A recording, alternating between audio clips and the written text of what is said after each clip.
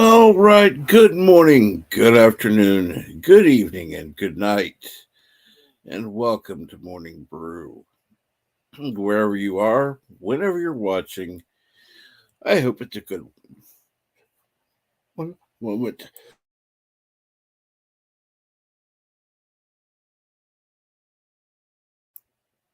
Sorry, had to sneeze for a second.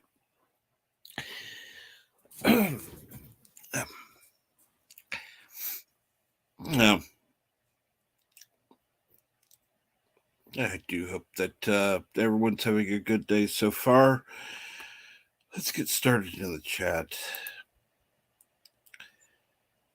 Of course, Milton has some interesting things to say.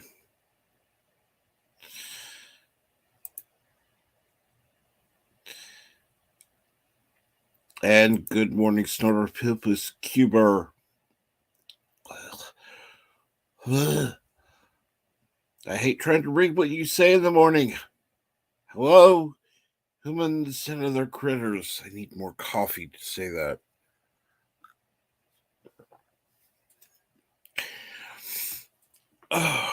Anyhow. And Captain Trek, hello.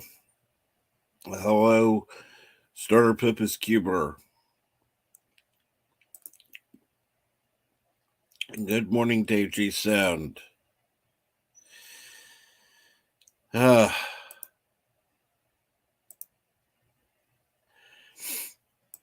47 Yorktown. Bonjour from Eastern Canada.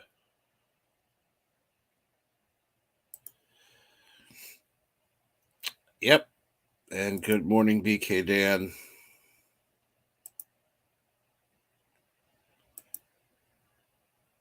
Good morning, Eric Sonder.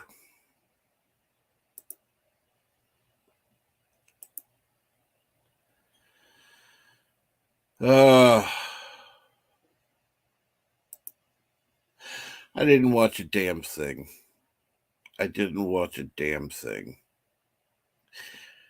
I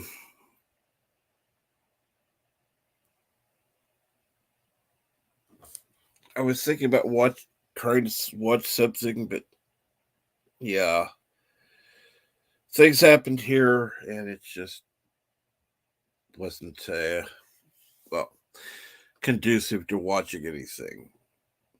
Not only that, the kids are going to be off school today, yay, because of impending inclement weather, which we may or may not get.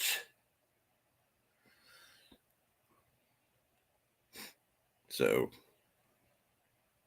I don't know how long this stream is going to be today. It depends on how the kids are acting. Because I don't know if I feel like shouting over them, even though they would be at the other end of the house.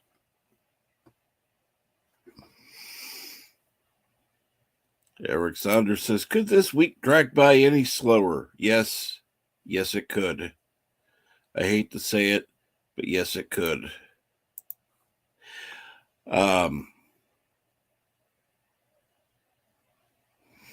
Because it's Thursday. It feels like it should be Saturday. And, okay, let's keep going.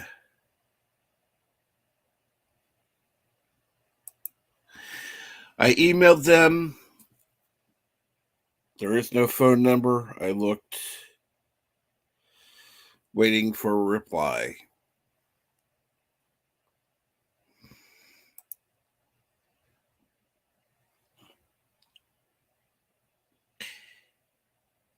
And good morning, I love food.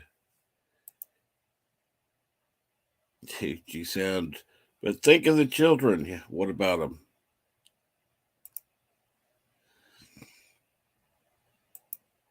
What about them?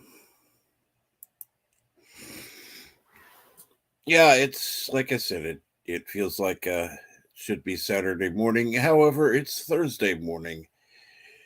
And as I said before, I may be having a special stream tomorrow. I'm still trying to get stuff together, so it may not happen. I don't know. Eric Sanders says, I'm done screaming over children. I got a microphone.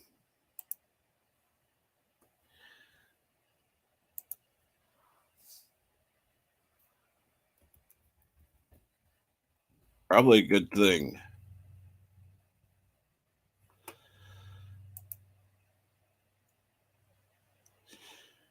We got caught in a temporal anomaly.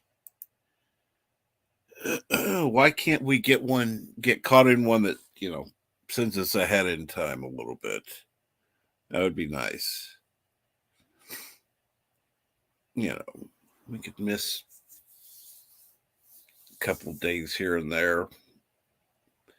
Wouldn't be horrible.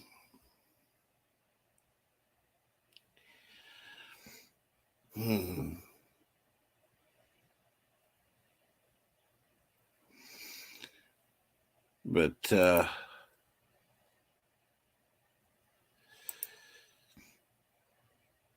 let's see here. Okay. Well, I don't see.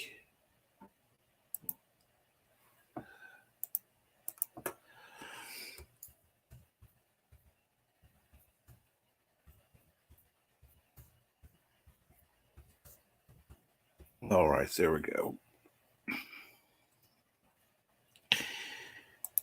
All right. Funny thing is, without having my Twitter group anymore, I can't ask people as easily to come on as easily. So that's life. I don't want to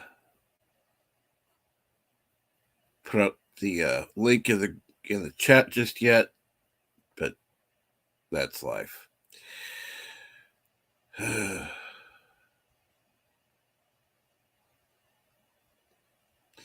So what's going on, everyone? It's a Thursday morning. I don't know what the hell it is. I'm not even going to say I'm going to watch anything. I'm not expecting to hear from the company until next week, so don't ask.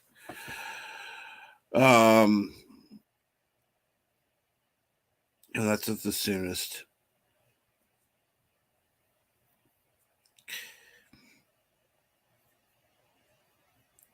Let's see here.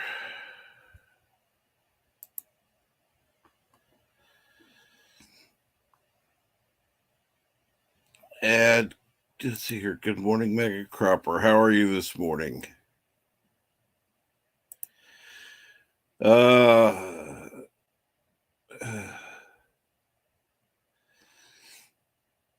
Does anyone get real magazines anymore? Well, yes, some people do, but they're not worth it. They've gotten thinner, have more ads in them, and less content. Yay.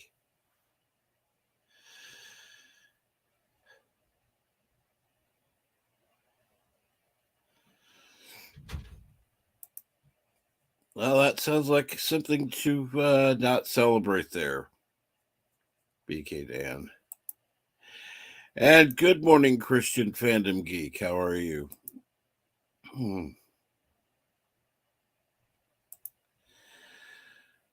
Bring you Kenobi. I saw the trailer on Midnight's Edge yesterday. Yeah, the music sounded like Star Wars Attack of the Clones, but as far as the rest, well, they've blown the most part of the budget on that, the visual effects and the promo for it. Who knows?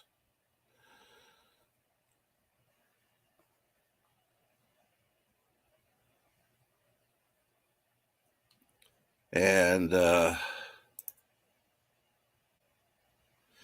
yeah, definitely hope it goes well.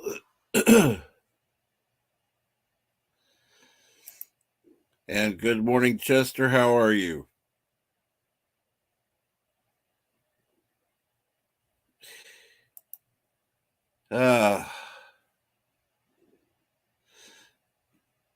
No, I have not.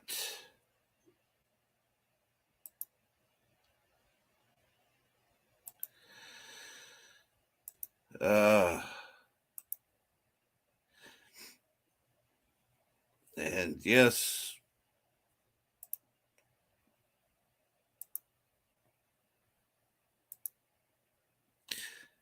Let's see here.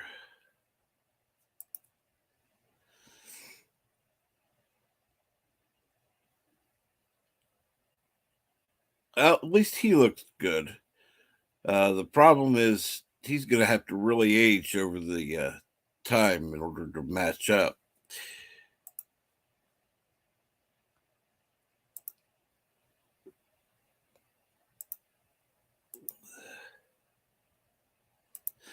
And good morning, Resolute Germ.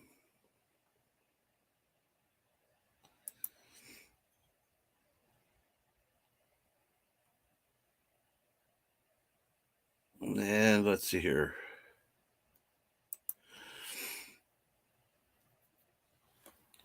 So how is everything going this wonderful early Thursday morning?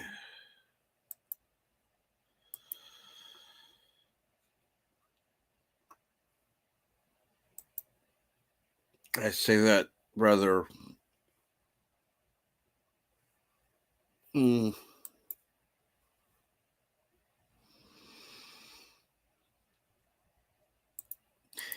I don't know.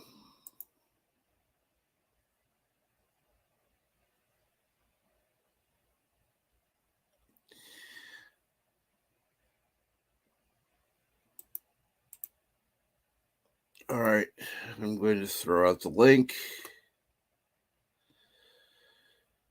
If you were on yesterday, please don't come on. Other than that, go for it.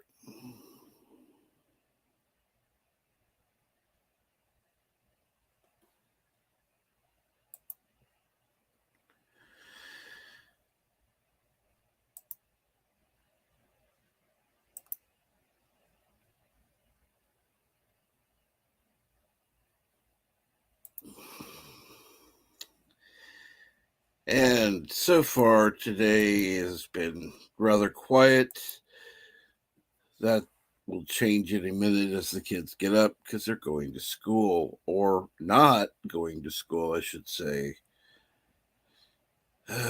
Maybe they'll sleep in. Who knows?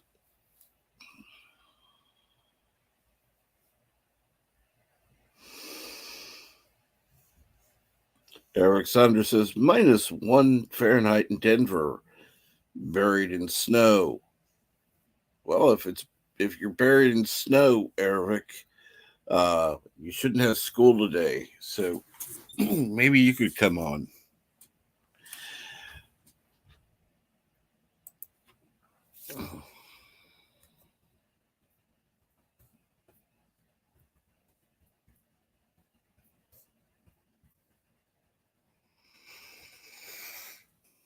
And what's going on with you, Resolute Germ? I hope you're doing well.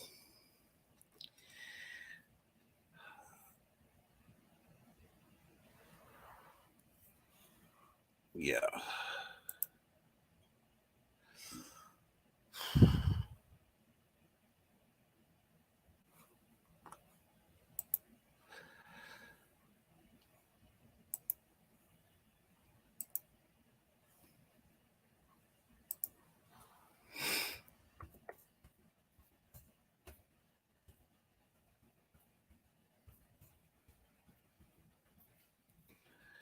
And let's see here. Somebody mentioned to me that today is Chuck Norris's birthday. Other than that, I don't know what's going on. And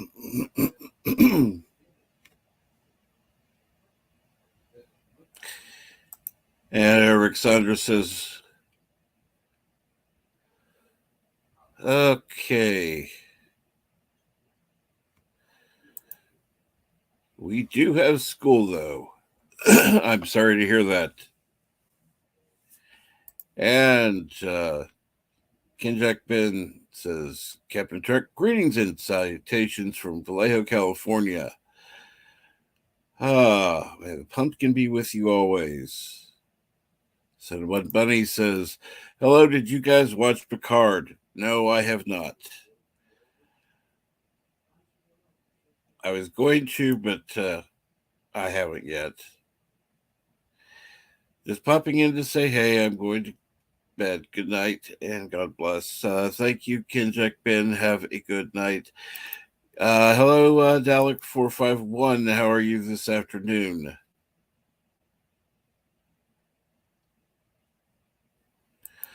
See, I already know it's afternoon for you. And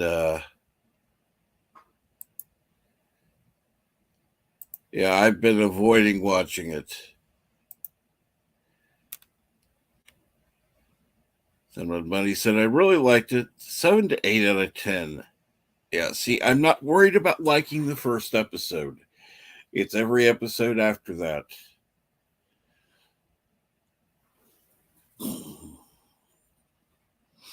They seem to know how to make a good first episode. After that, it's just.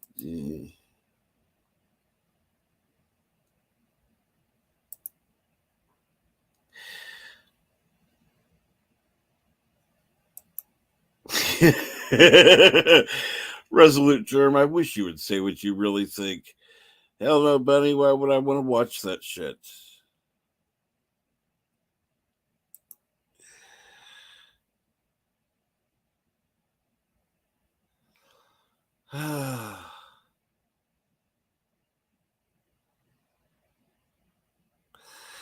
Of course, JG Sound says, get to school. To which Arabic replies back, bite me, JG Sound.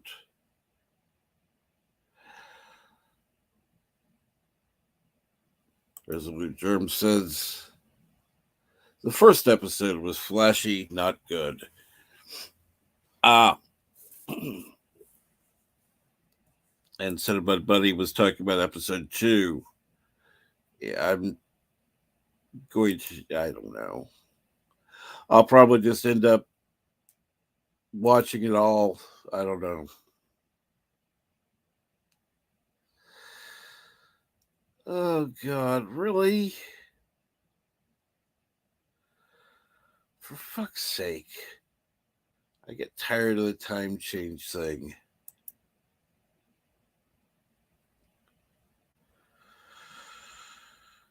Oh, fucking hell.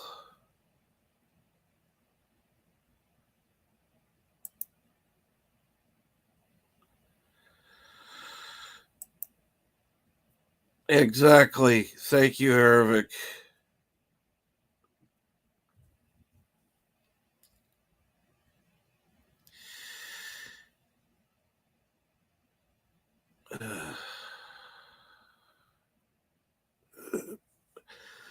I don't know who in the hell would stay up until 2 a.m. to change their clock to 3 a.m. That would be an absolutely idiotic thing to do, particularly if they sleep. Or 1 a.m. to 2. I don't know what the hell it is anymore. Whatever the hell it is, it's annoying.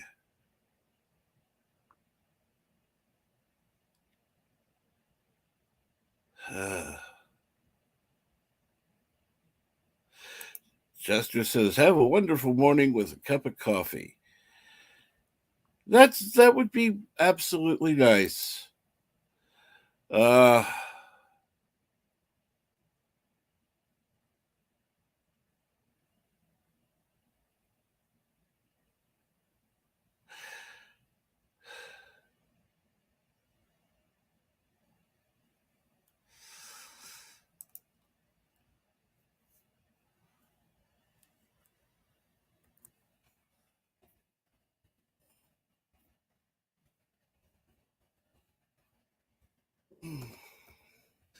of course, I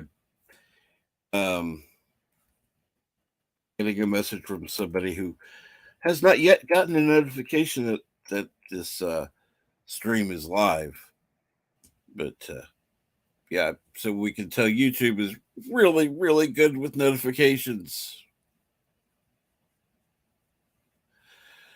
So if you want my notifications, subscribe to my Twitch channel. At least they can give out decent notifications, even if you never watch on Twitch.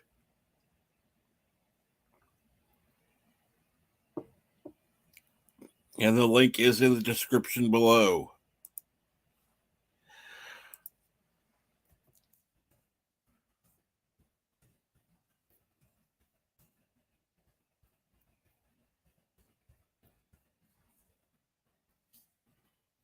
And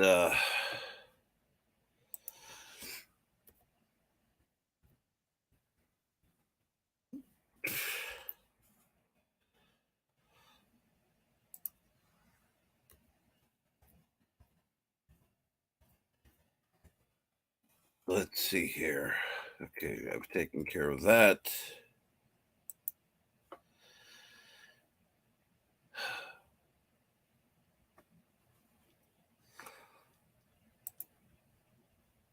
And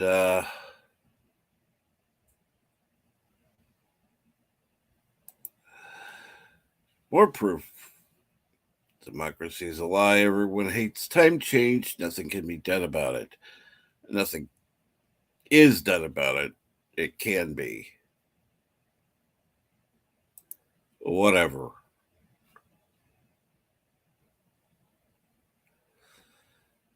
Okay.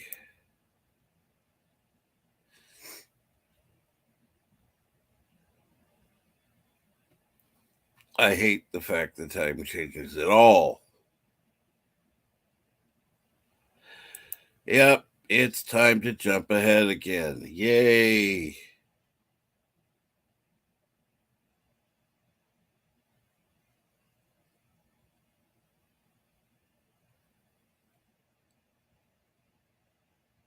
What?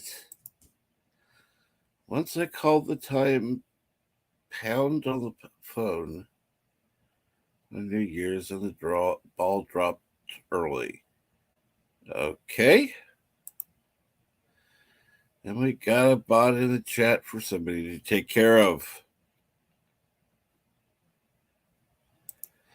And yes, hello, Mar. And Dalek451 says, not doing too bad. Got some writing done today. Good. Usually, Dr. Alex is in the chat. He has asked me to do some writing for him. I'm going to have to decline because, yeah, my writing doesn't exactly hold up.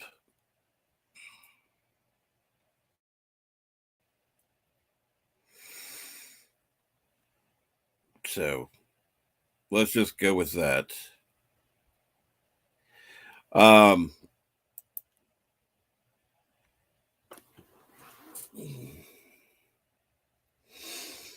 It could be really. Let's see what's going on. And of course, I should have known that Dr. Alex would be in the chat.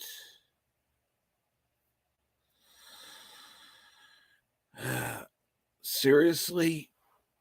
I mean, I could give you ideas, but as far as the actual writing, no, that wouldn't be me.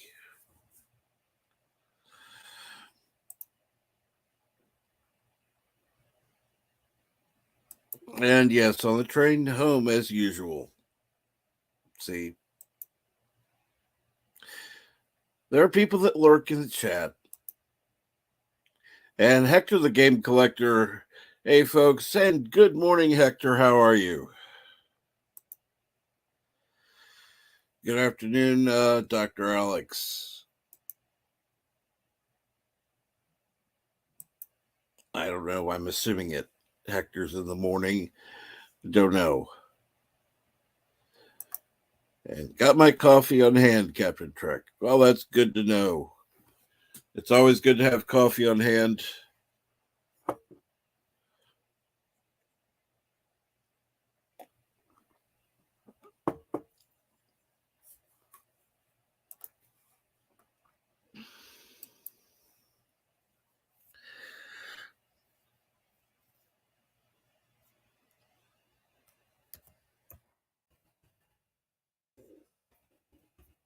Let's see here. And let's see here. It says, good day to you all. And he says, yes, it's 7:30 a.m. over here. So he is Eastern time, even though Central is the most important time. But, you know, we'll go with that.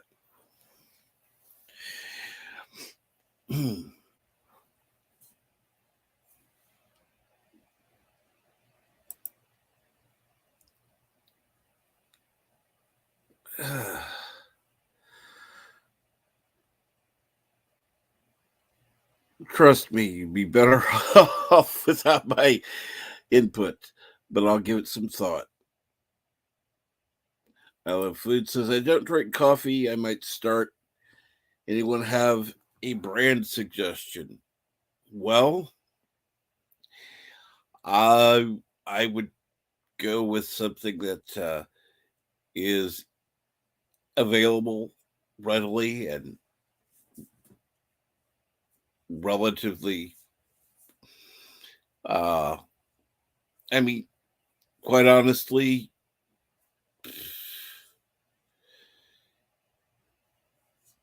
go with, I'm trying to think what would be a good thing to go with. Go into Starbucks, try coffee there, see if you like it. Just get straight up coffee.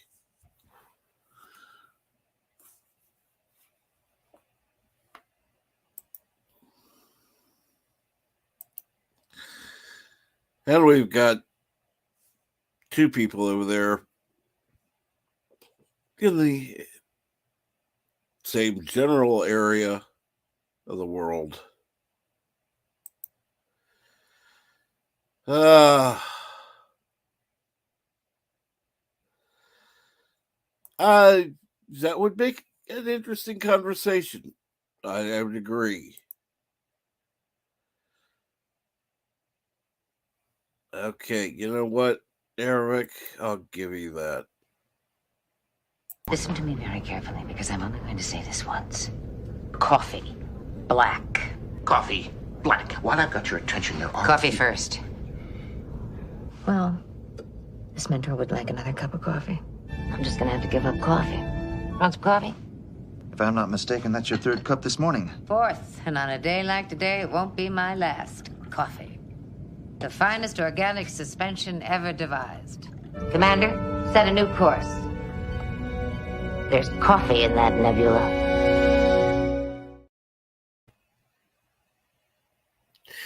All right. That clip is never long enough.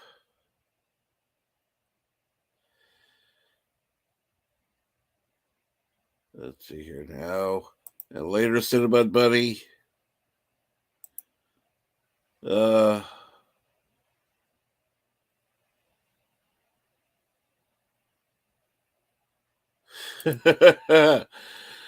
I don't know if I'd compare me to Captain Kangaroo, but go for it. Rosalie Germ says, start with a ladder roast if you've never tried coffee before. I would definitely suggest nothing above a medium roast if you've never had coffee before.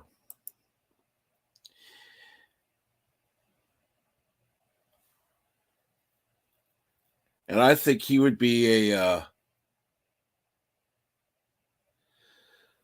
think Dalek 451 would be an excellent person to ask for that.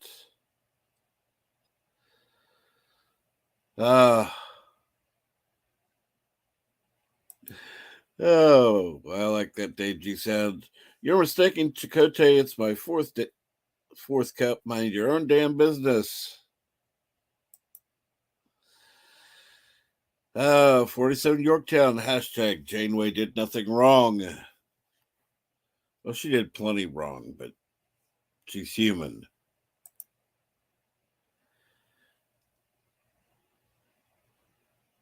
And yes, Dervik, that sounds more accurate. Okay, let's see here.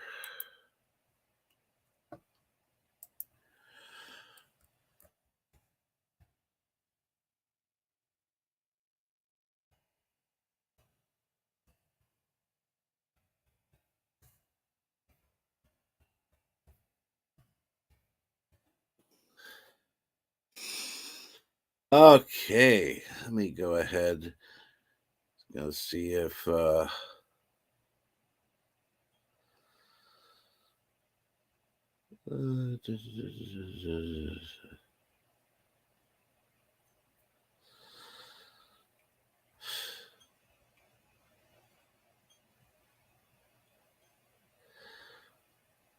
okay, can't find it.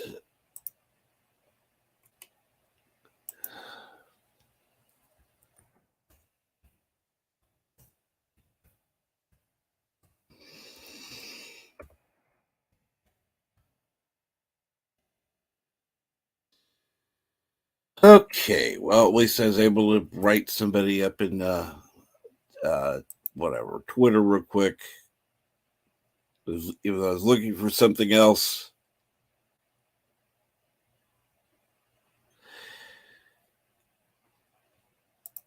And Hector says, drop the like, folks. Well, thank you very much, Hector.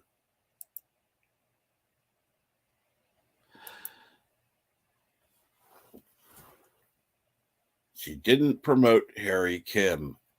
Yeah, she could have done that easily, but chose not to. I mean, there are other people that lost their rank that were ranked above him. So, yes.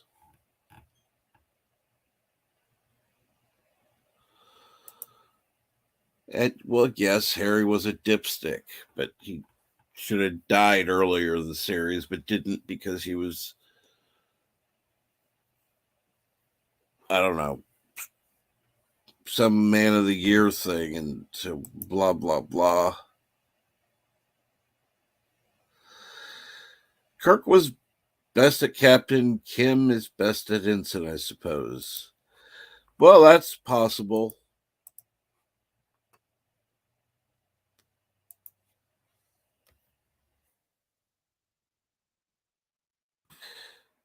That is quite possible.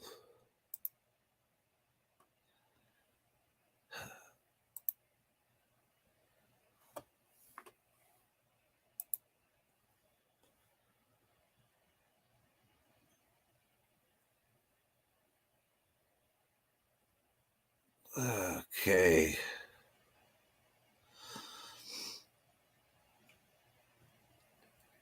Anyhow, let's see here.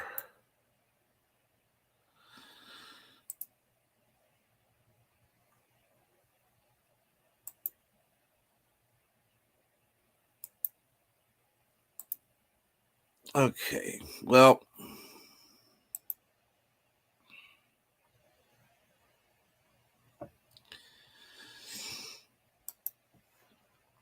in 47 York 10 said Harry did die. The one we have is a copy. Well, technically, not a copy, but yeah, I understand what you mean.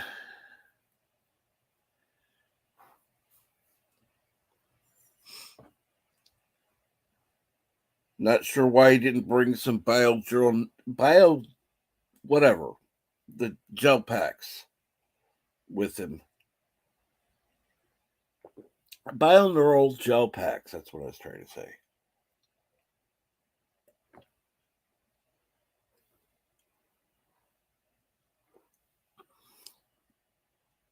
Not they could have had a greater supply of those gel packs on hand. But whatever.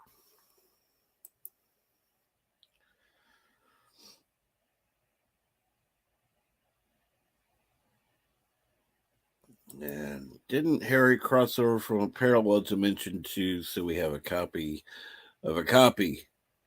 Uh uh that's a good question. I can't answer that right now. Trying to get the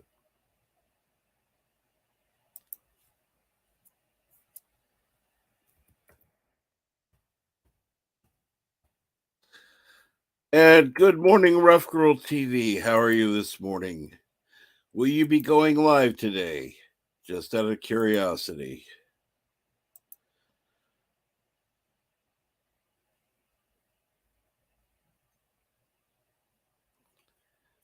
Um,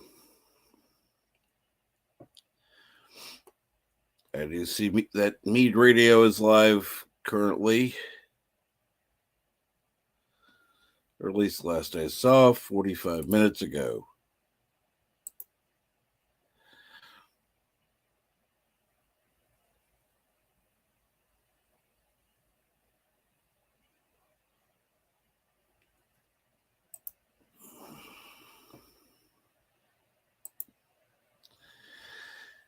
And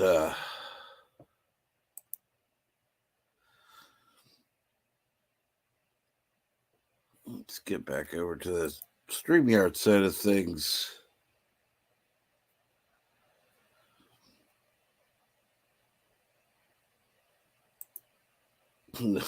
No, Dave, you promote him to forklift trainer.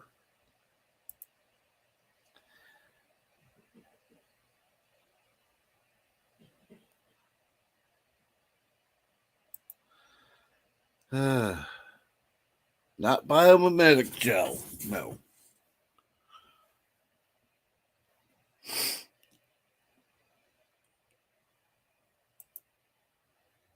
And good morning, Keely Chow. And nothing is going on this morning at all. Just having an interesting morning.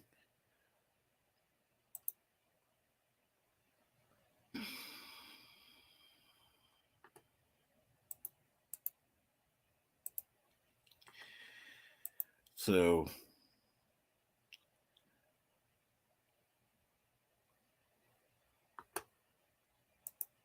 and how are you doing, Rough Girl?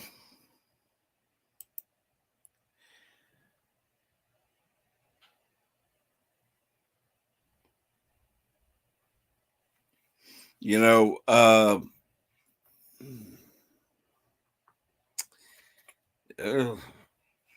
Eric, I would say that, yeah, it feels like I'm stuck in an anomaly where time seems to be going slower than it should be.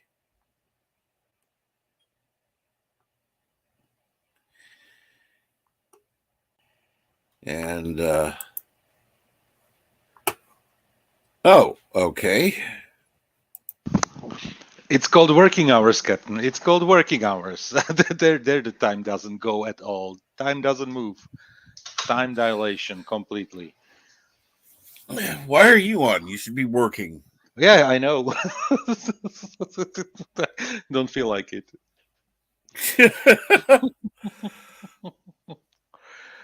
Oh, I just joined. I just dropped from off a call right now, and it looks like what is this?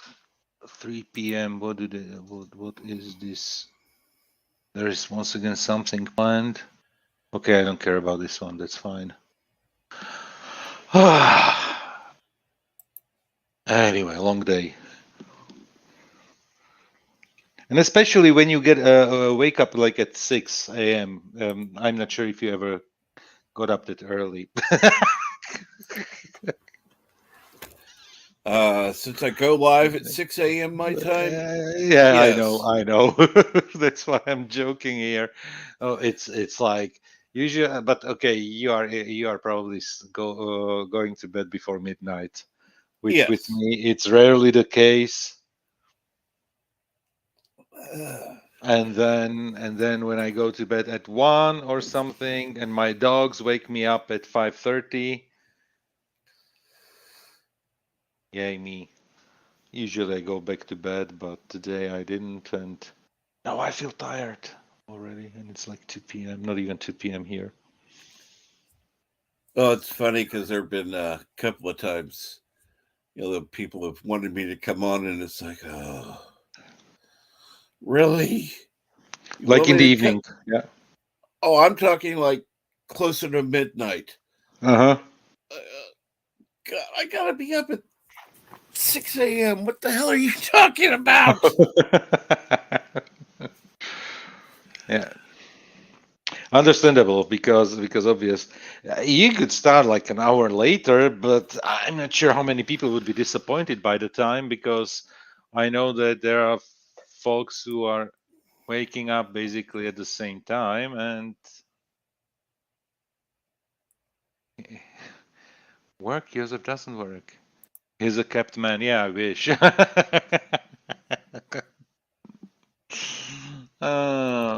And yeah, time distortions. Yeah, exactly.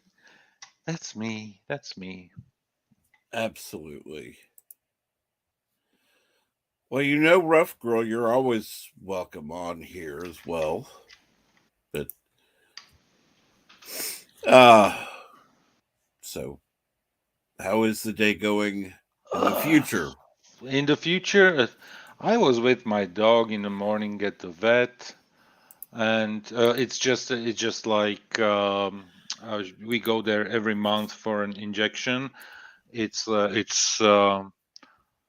don't know what's the English expression for that one, but like biological treatment for the Mm-hmm. joints because we were on medic or she was on medication, but that medication has an impact on the, what is it called?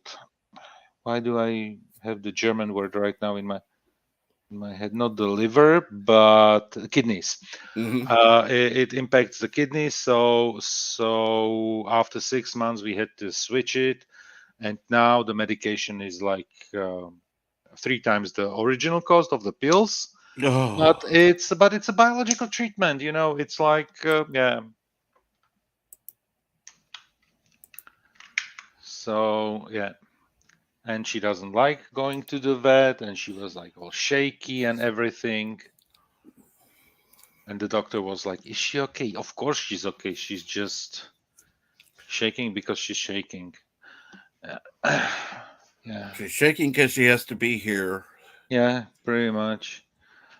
But yeah, she's all okay. The only thing is that really she has problems with going down the stairs. Upstairs, not a problem. Downstairs, always a problem.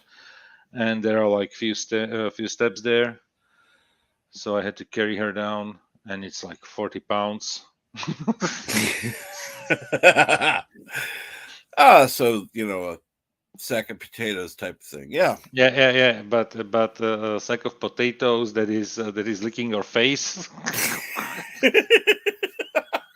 while you are trying to walk down the stairs. Yeah, incredibly funny. Yeah. Anyway, but yeah, the work is here. But no, I don't feel like it. But at least the weather is getting better. It's warmer.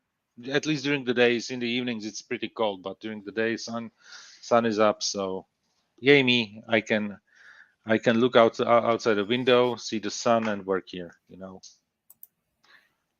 Absolutely. And today is what, Thursday? Oh, Yep. it should be the most busy day of the week, but right now it seems to be relatively fine. I'm not complaining. No, that's more than likely tomorrow for you. You know what? Not really. Fridays usually Middle East is not working because Middle East has already weekend, True. so they won't bother me. And yeah, obviously, right now I'm not bothered from people from Russia, Ukraine, and Belarus. Gee. Hmm. Why would be that, right? And Resolute Germ asks, "How old is your dog?" She is on May 1st. She's turning 15. Wow. So yeah, not a young one. Definitely not a young one.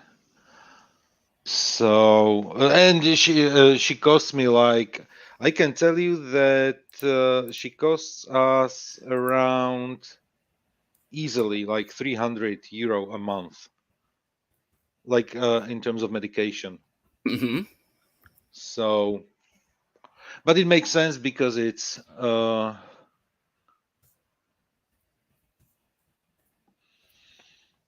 because it's like uh, I see the benefits basically. Right. Many other dogs in her condition, if there was no medication, wouldn't be that well off. But I was talking to the vet, and he told me, and we were discussing it because we had dogs as well before, and one dog that I had in like from 87, that dog lived like 18 years. And I was like, but I don't remember that there was like this type of medication for the animals that we see right now in terms of availability. And he was like, yeah, that's probably the past maybe 10 years, not under 10 years, where the medicine basically progressed so far in terms of animal care. And you have a good day, Resolute Germ. Take care, Resolute. So yeah,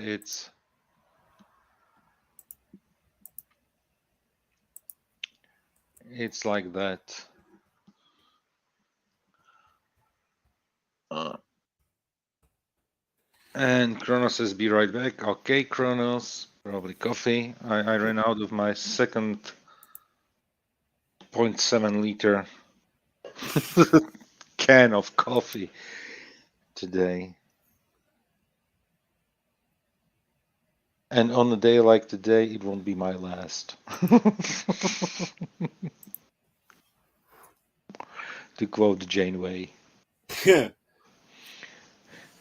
Uh, anyway, I'm not sure if we are getting birthday on because there are like two Star Trek episodes that he's going to make a review on Mm-hmm. probably honestly, but I'm so eager to watch Picard, but not I so I'm so dreading Discovery. it's it's like no way. Are you watching it as well? I have not. I have not. I No. need to, but Do you have CBS I or do. Paramount? Okay. You know what? Pick. You know what? Even I was listening to Ramblings review on it, and he had Loki on, and if Loki wasn't basically yelling the whole time, it can't be that bad. You know, that's that's like if you are dreading dreading it. It wasn't that bad. I mean, Picard, obviously, Discovery was just a pure disaster. It's like soap opera in space, and it's unwatchable. Yeah. Well, the funny thing is the number of people who like it. It's like, oh, this is so much better. It's like, it isn't Star Trek.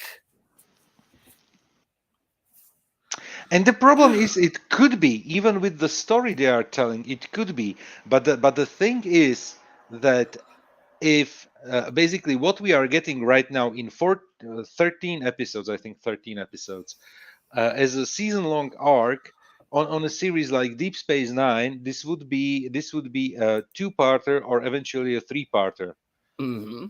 and that's it. This is so padded, stretched to a level that it became unwatchable. It and it's like when I go back, and if I remember, I never watched an episode of season 3 or 4 of Discovery more than once. And and with Picard, I can tell you that this season 2 episode 1 I watched already like 3 times because I so enjoyed it. But I can't Discovery. I can't simply. And the last week's episode, it was literally, I'm not even sure if 10 minutes of plot in a 50 plus minute episode. Wow. So it was like padded with unnecessary dialogue and so many unnecessary scenes. And once again, it looks like the conclusion, like last season we got the what was it, the screaming child? Yeah, Mm-hmm. that this season it's going to be something as disappointing as it was last season. So honestly, I have no idea what's coming. And I'm not going to even watch it until I think like Saturday when my neighbor is back, and we will basically share the torture of watching it because last week we watched 3 or 4 episodes because I was just pushing it in front of me, like, I don't want to watch it. I don't want to watch it. Yeah, 3 episodes. And he was like, after the first one, how many? And I was like, two more. And he was like, you don't want me as your neighbor. And I was like, I do, but it has the label Star Trek on, so you have to watch it. But I don't want to. But you have to. And he started playing with his phone in the middle of the second episode. I just took his phone away, and I was like, "Watch." It almost ended in a fist fight. You know, not a fist fight, but he was very disappointed with my behavior. Like, why am I forcing him? But the good thing is that that I saw that there is a second season of Resident Alien. At least like 2 or 3 episodes are out. I need to watch that one because that was a good show. I'm not sure if you ever watched that one. No, I haven't yet. And good morning, Carol's Cookies. Hey, Carol. Hey.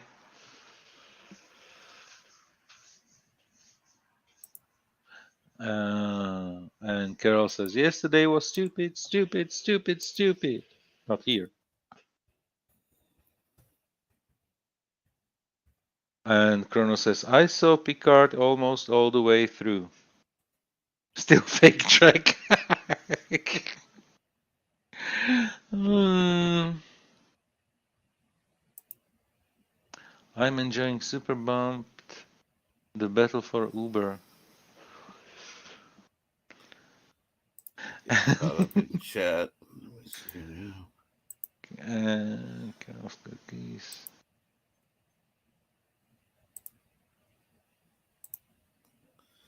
This is great. Almost all the way through. Still fake track.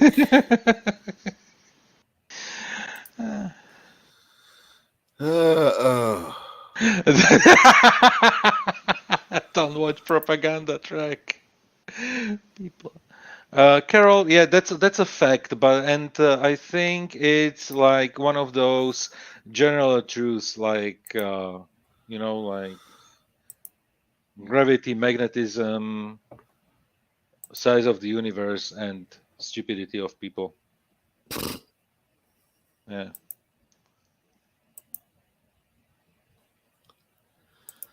Oh. Oh, Kronos is. You mean the pilot? Oh, okay, pilot. Like the pilot episode. Okay. Yeah.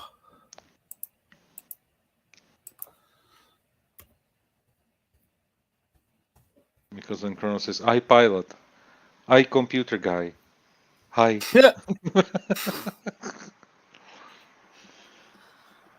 The pilot. Okay.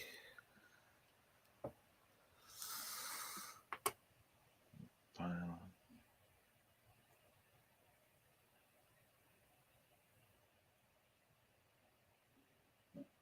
Yep.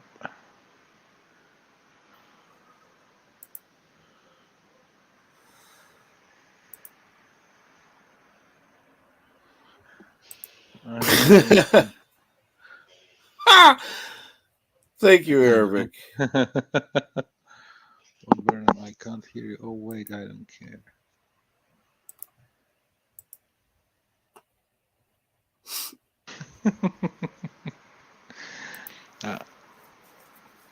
I think Carol is not amused.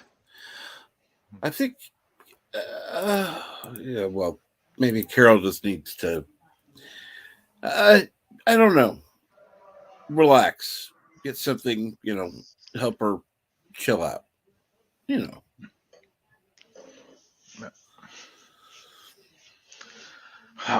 Oh, Facebook. Unfortunately, sometimes certain people can drive you nuts, so I tend to limit the time with those people. So, Yeah.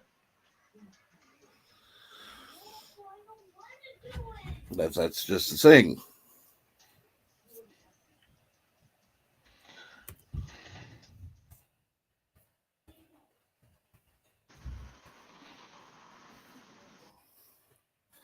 And of course, somebody's.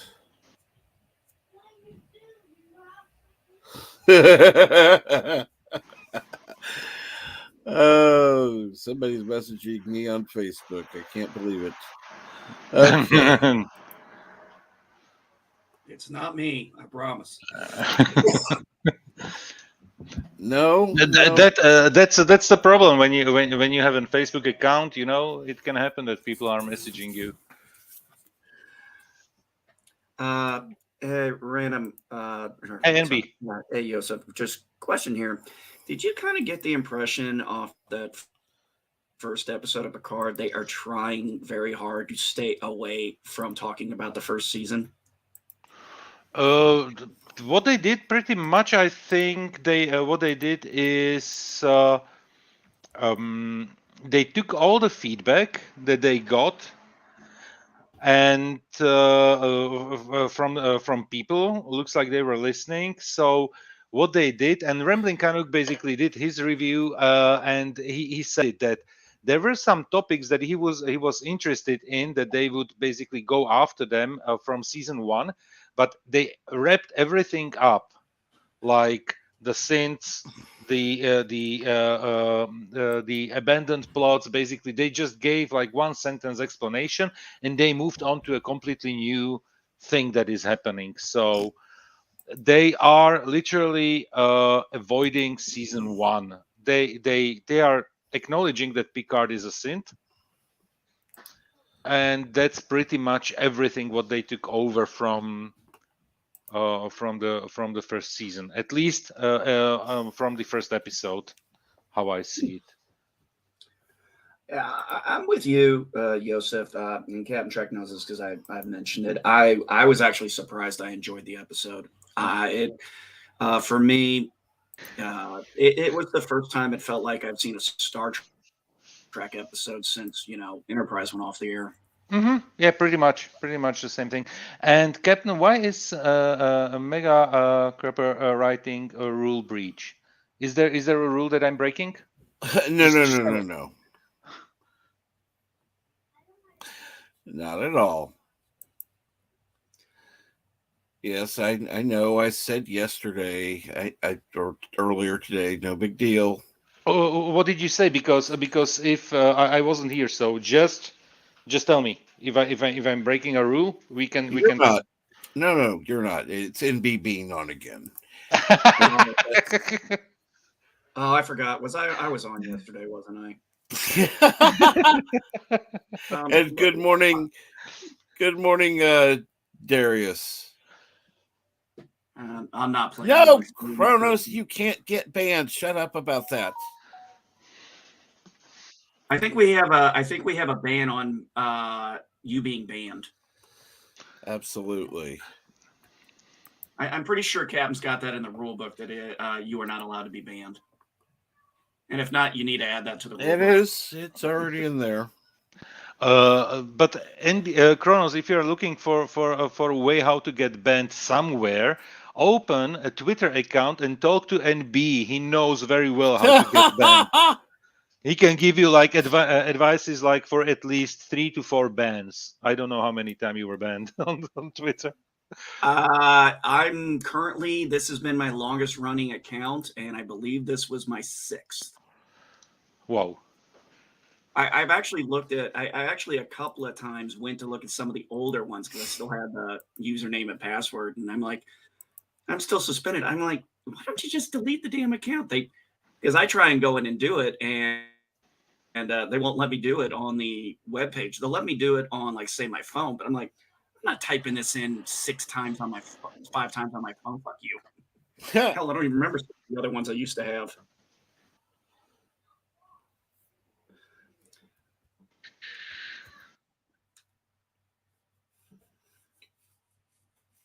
Oh, well, I could. I should probably watch it today. It's just dread. It's just yeah. Well, wait till you have a little more quiet at least, which hopefully should be pretty soon because it's 7 o'clock there. Oh, no. That's not going to happen today. School's already been canceled because of incoming inclement weather. There's supposed to be snow today. Snow. Supposed to be. Yeah, I don't know. It's supposed to be heavy snow, blah, blah, blah. But So does it I'm mean the sorry. kids are not going to school? No, that's right. Uh, but there's always duct tape. Don't I wish? Don't I I wish? know child services and all that other stuff. Yeah, annoying. I don't think they can get to you. By the way, how many Ukrainians you got hiding in your attic right now? Oh, they're not hiding. I took the advice from Picard, and they are now working in the garden.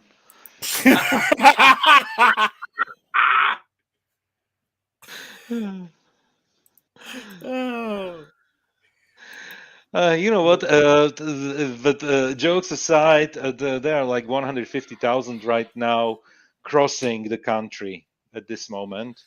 They are not probably about 10% are going to stay in Slovakia, and mostly with like their families or friends, because we have an open market with Ukraine in terms of labor force, and since Ukraine has we still are a stronger economy than the Ukrainian one.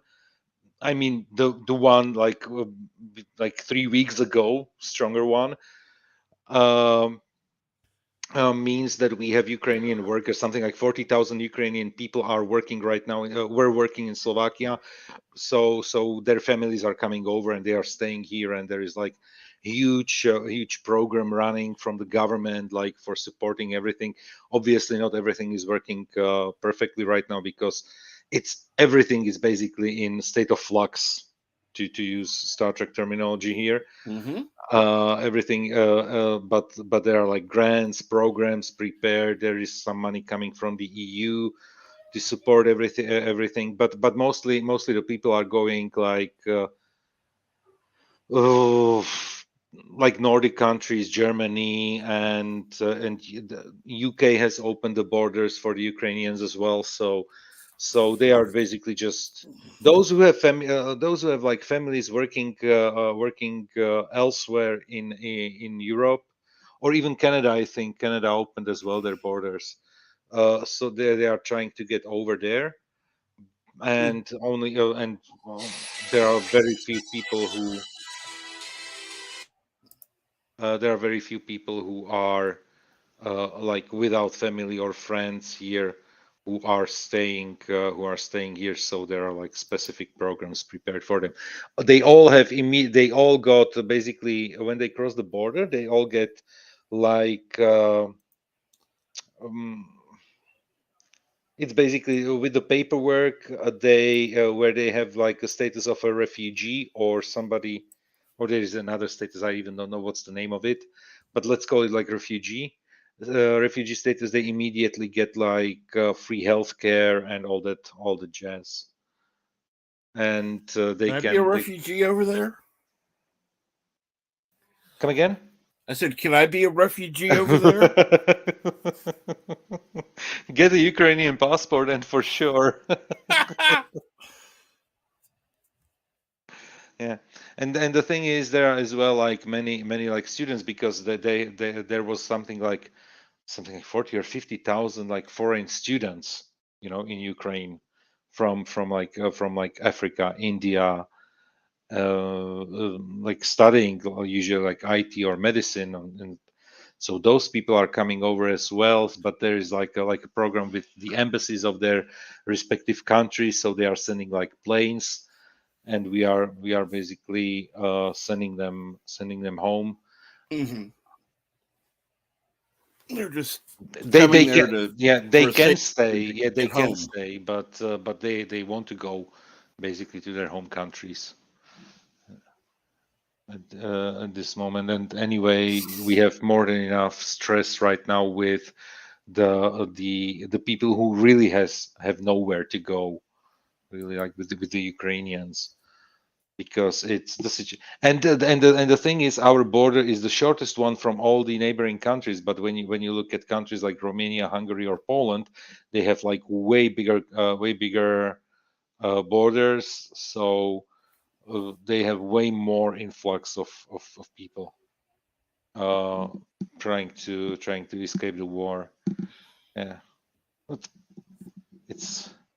it's definitely the topic number one here. Well, And in yeah. terms, yeah, and in terms of like gas prices, I saw like many posts on Facebook or Twitter that gallon is right now around like $5 or five over $5. I'm like, okay, guys, we are around 8 right now. Soon we will cross like €2 per liter here, and I think in Ireland or somewhere they already reached that level. It's madness.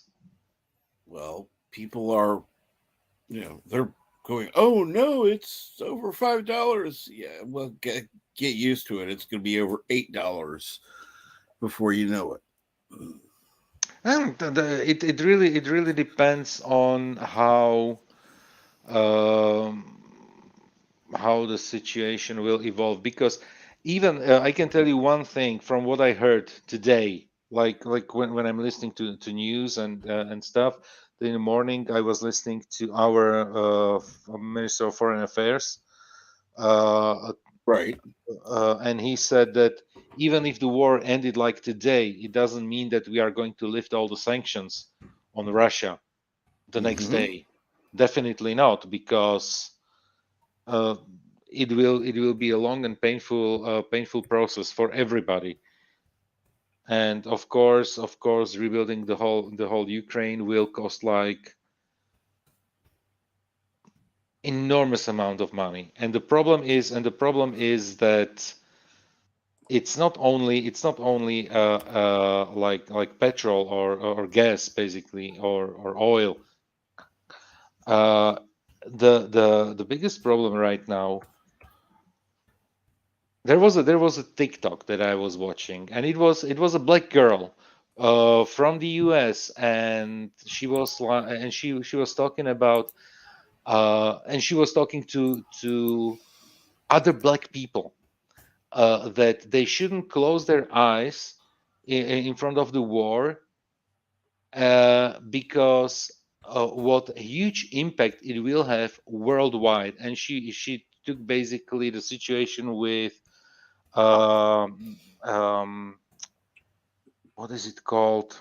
Uh, Give me a second. I'm blanking sometimes on words that I usually use like on daily basis. Uh, Yes, but are you usually using them in English? on wheat, basically, um, because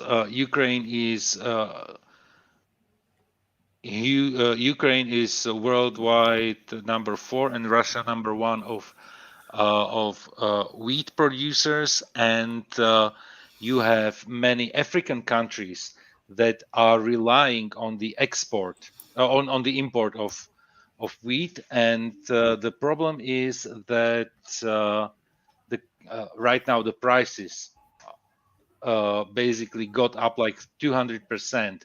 Those countries are very limited in their financial resources for how much they can buy all Mm-hmm. those commodities on the market.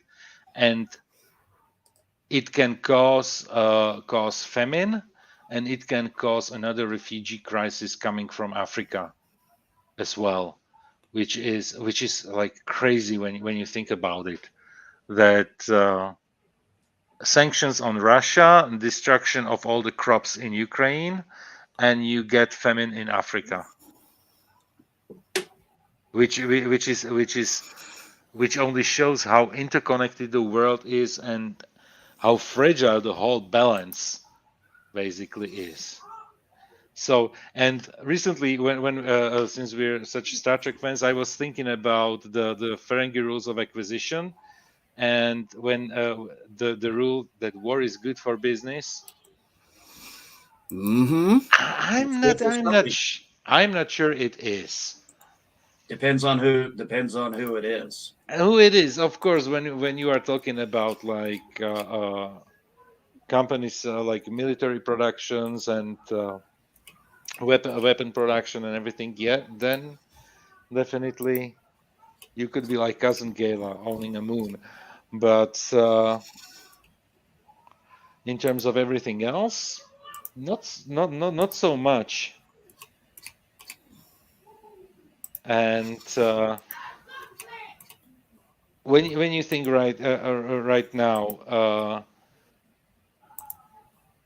wheat is not only used for making bread or pastry or whatever, it's as well part of the food for animals.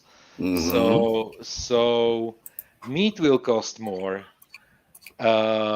Everything gets and you can say that I'm not going to, okay, if the gallon costs me like $6, $7, $8, I'm not going to drive my car like every day.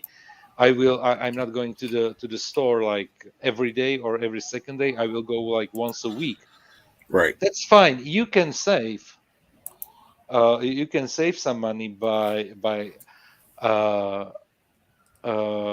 by basically driving less, but you need to stock up the stores, so all the trucks, all the delivery system, everything will get more expensive. Ordering food in, good luck, it will be more expensive. Everything will be more expensive. That's nuts. Hey, Cap, I'm gonna go ahead and Yep. take off. Like I said, I was only gonna be on for about 15. No problem. I got a stomach bug that's been kicking my ass. I just wanted to kind of pick Yosef's ear on that because I heard him talking about Picard. Absolutely. You guys take care. Take care. I'll hang around and lurk in the chat. Yeah, take care and get better. A quarter of the wheat production. Wow. That's a lot.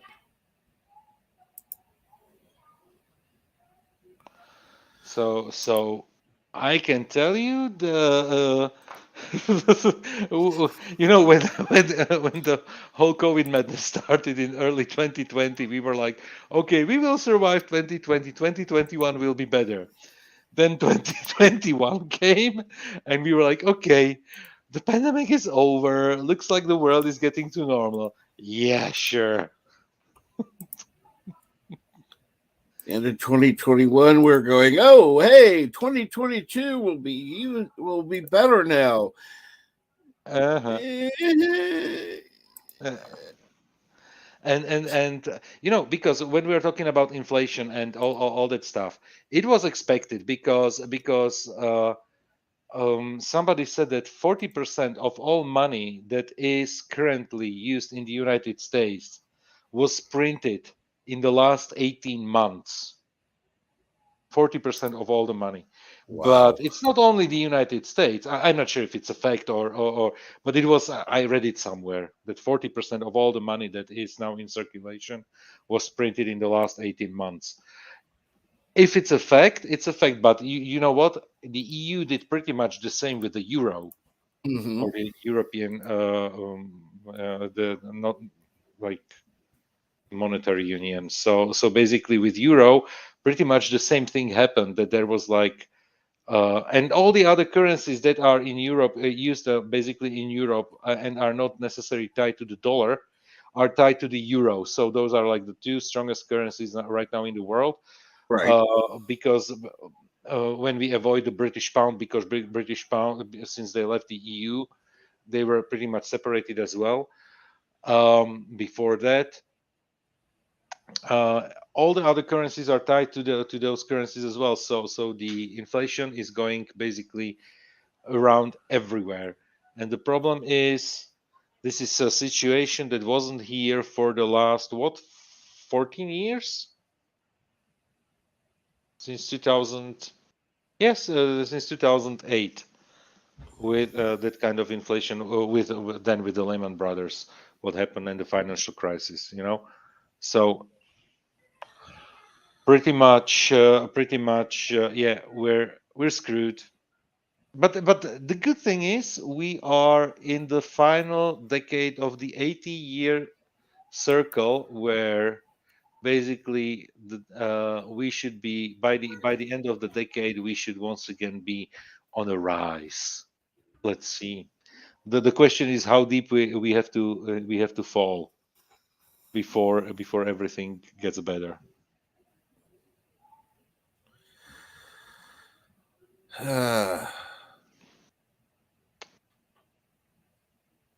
Do I sound like somebody with a book on doomsday scenarios? No, no. I mean, I would say your perspective would definitely be different based on where you live, what's going on in your area of the world. Uh, Having lived through everything you've lived through, yeah, your perspective is going to be different than the American Oh, perspective. yes, of course. And the thing is, despite the base of the information is pretty much everywhere the same.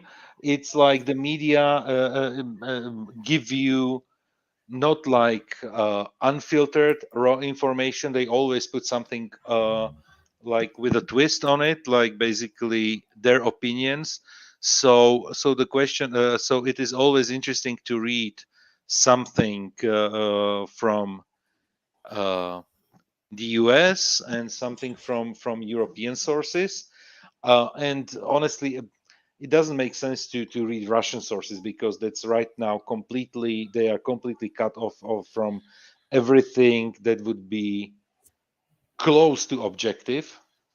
You I know, was going to say that would be the least objective of. that would be the least objective because they literally just imagine they cannot use the word war on TV or in media, in newspapers, radio, nowhere. It's a special military operation. It's not a war, you know.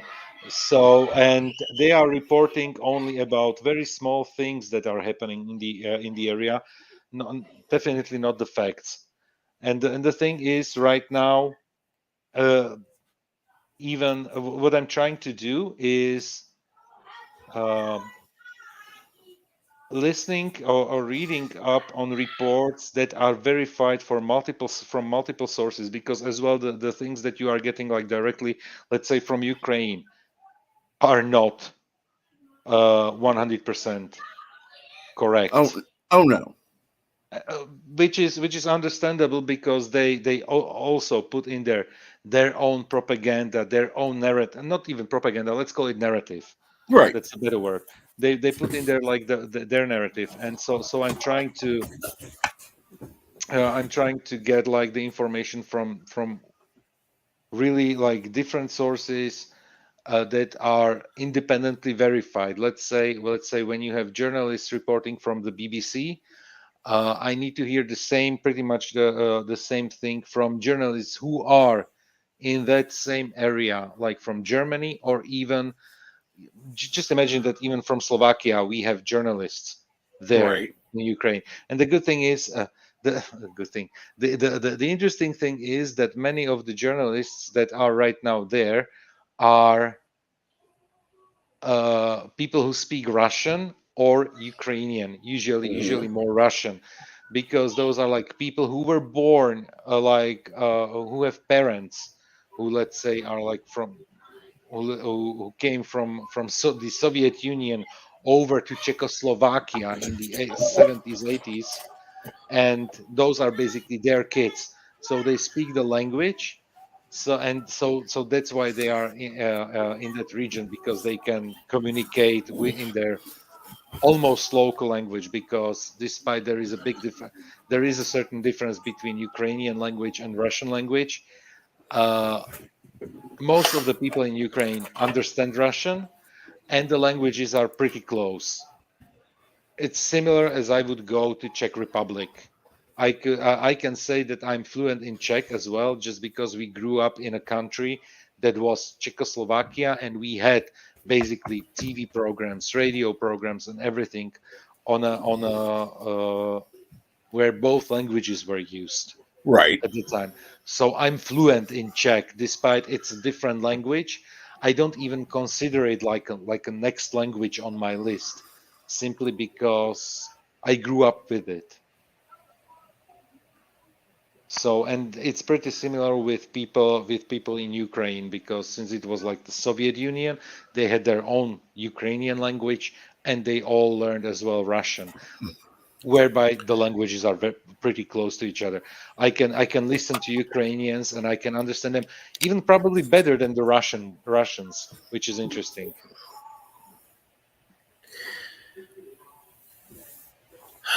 Because it's still the bunch of Slavic languages that have very similar basis in creating sentences. The basis of the words are very similar, so on and so on. See, unfortunately, uh, Mega Cropper, discussing actual events would be violating terms of service because I'm not a verified source, blah, blah, blah, blah, blah. However, we're not discussing the actual war. We're just talking about other events that are going on in the area currently. Yeah. No, we're not talking about specifics of what's going on. I can, and the thing is, I'm commenting what's happening around that thing. I don't feel, and when I say it's not, I'm not putting even out my own opinion about everything, as you can hear from everything that I said. It's basically, I say what I'm reading about, how it's being reported, who I'm following, what is happening in my own country, which is literally next door to Ukraine. We have common border, so this is what I'm talking about, and the facts and the things that I said about the Russian media are pretty much what is generally reported everywhere. So uh, definitely not doing an opinion piece. Oh no, not at all. I mean, even the media here has been talking about how uh, stuff coming out of Russia is propaganda. So, I mean, you know, uh, they're not exactly known for balanced information. Uh, When you've got different sources telling the same information, it starts to sound a little bit more Convincing, believable. yeah, Yeah. more believable and more convincing, yeah, definitely. And for example, as well, when we're talking about the freedom of speech, how it is looked upon in the United States is way more liberal than it is in Europe. And I can tell you that, for example, there are certain portals, certain web pages that are financed from Russia right now banned. Yeah. I'm not sure if something like that could happen in the United States, but definitely it's happening. It's happening around Europe, and it's not because they are. If they were spreading like, let's say, propaganda, it would be borderline. But they are spreading like fabricated lies that are verifiably fabricated, and those portals are being basically closed and cut off from the internet. So Yeah. I mean, uh, if they're cut off there, they're going to be cut off most places. yeah, so that's the situation. Those are like facts. Those are undeniable facts. So we're not putting here our own opinion pieces. This is basically what you see everywhere. And if you and basically, if I should speak to the American audience, it's literally if CNN and Fox are reporting on the same thing And agreeing, and agreeing about it, yeah, there might be some. It's like, wait a minute, we may want to consider this if they're both agreeing and saying the same thing. Maybe it's worth considering. And Kronos, when propaganda, like most of all of the news, but I wouldn't call it necessarily propaganda. I wouldn't call it necessarily propaganda.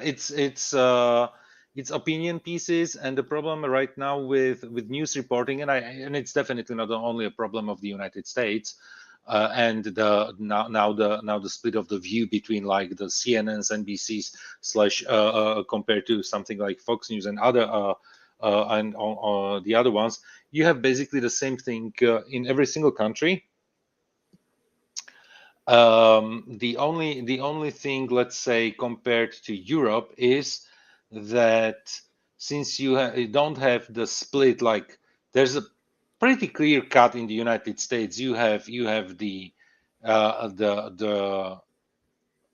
reds and the blues, yeah, and here in Europe you get 50 shades of gray, and every single one has their own call it agenda, call it point of view, let's call it point of view, and Right. they are reporting on it like that. So it may sound more convoluted, but on the other hand, if you're listening to more than one source and you are listening, let's say, to not only like to two sources, but let's say 3 or 4 sources, you can easily create your own opinion.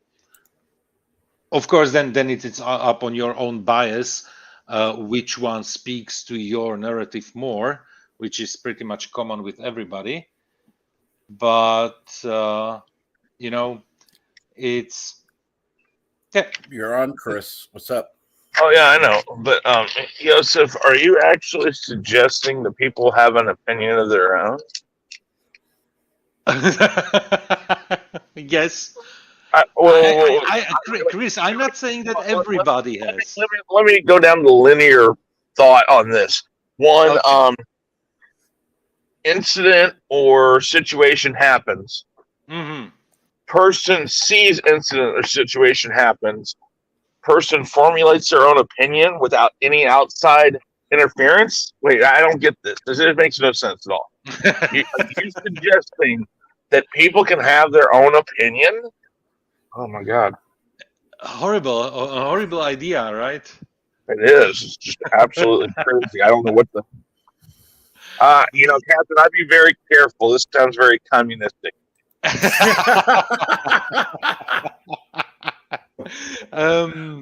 Chris, Good morning, guys. I'm by the way, hello. And you know what? When you say it sounds communistic, it means that you never lived under a communist regime. No, I haven't. Thank God. No, I know. Because I had the, and put it in quotes, pleasure. Did they tell you that you had the pleasure? Yeah, I was told that it was a pleasure to live under the communist regime, and there was something where definitely, basically, the Communist Party opinion was your opinion. Yep. So much to having to the narrative of having your own opinion. But yes, people can create their own opinions, and especially people who are trying to be as unbiased as possible. I'm one of them. Mm-hmm. I was for a very, I was the one who was for a very long time talking positively about Star Trek Discovery. Just imagine something that people like me exist. Yeah.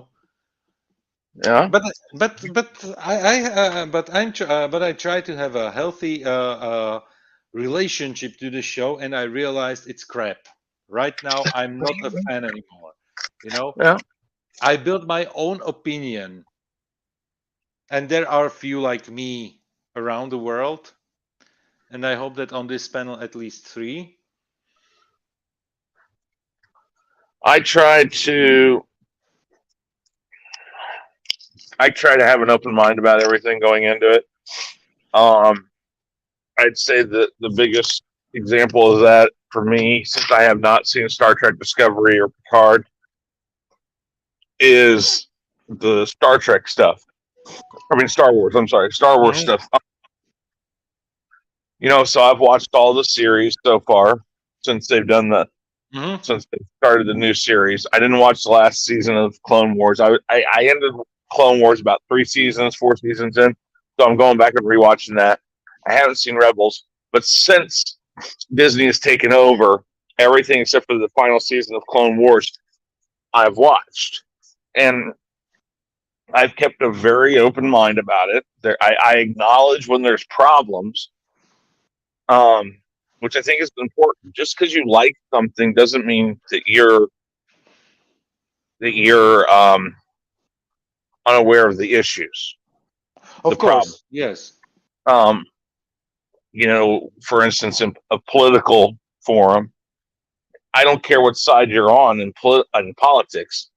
The smart voter or the smart person who follows politics has to admit when their party is wrong, no matter what side you're on. Because if you can't admit that, then all you are is you are following whatever they say and you go with it.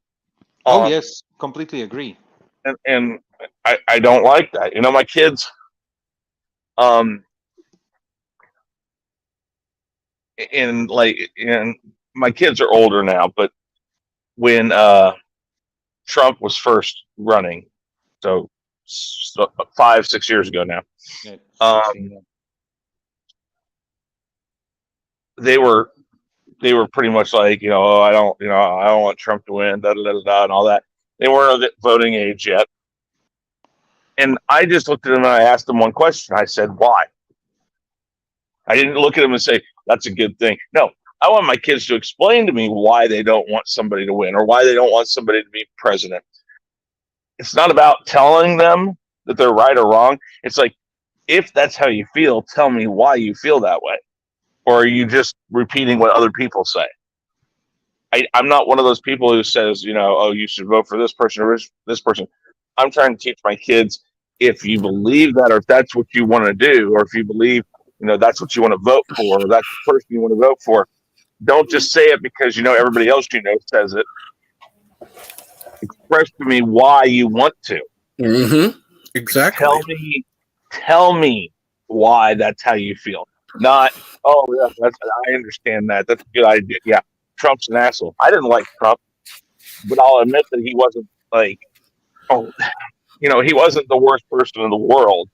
I think more my problem was if he just shut up for like 10 seconds, people might have actually seen some of the stuff he was trying to do. I don't know. I get tired of people who just say something and then you ask them why, and they're like, well, because. This is why we live in an age where you have influencers, which is a word that a few years ago wasn't a thing at all. There was and that's the thing, because expressing opinion is one thing, but then being an influencer is basically what is it called, like lobbying, like you Yes, had lobbyists, and now yes, you have basically lobbyists on Twitter, on TikTok, on all the social media platforms, and it's nothing else but lobbying for something, and that's yeah, basically those are basically the influencers, and you need to be as well that's a part of the critical thinking. You need to be very much aware about who are you listening to, and I don't care. I listen. I'm. You know what? It's literally. I'm listening. Let's say to Ben Shapiro, who is extremely divisive person. hmm Yes, and I can tell you that there are things where I say, okay, my boy, you're right here. Like I yeah, stand 100% behind what you're saying, and there are things when I say, you know what, you're an a-hole in that one, you know, well, yeah, for and sure.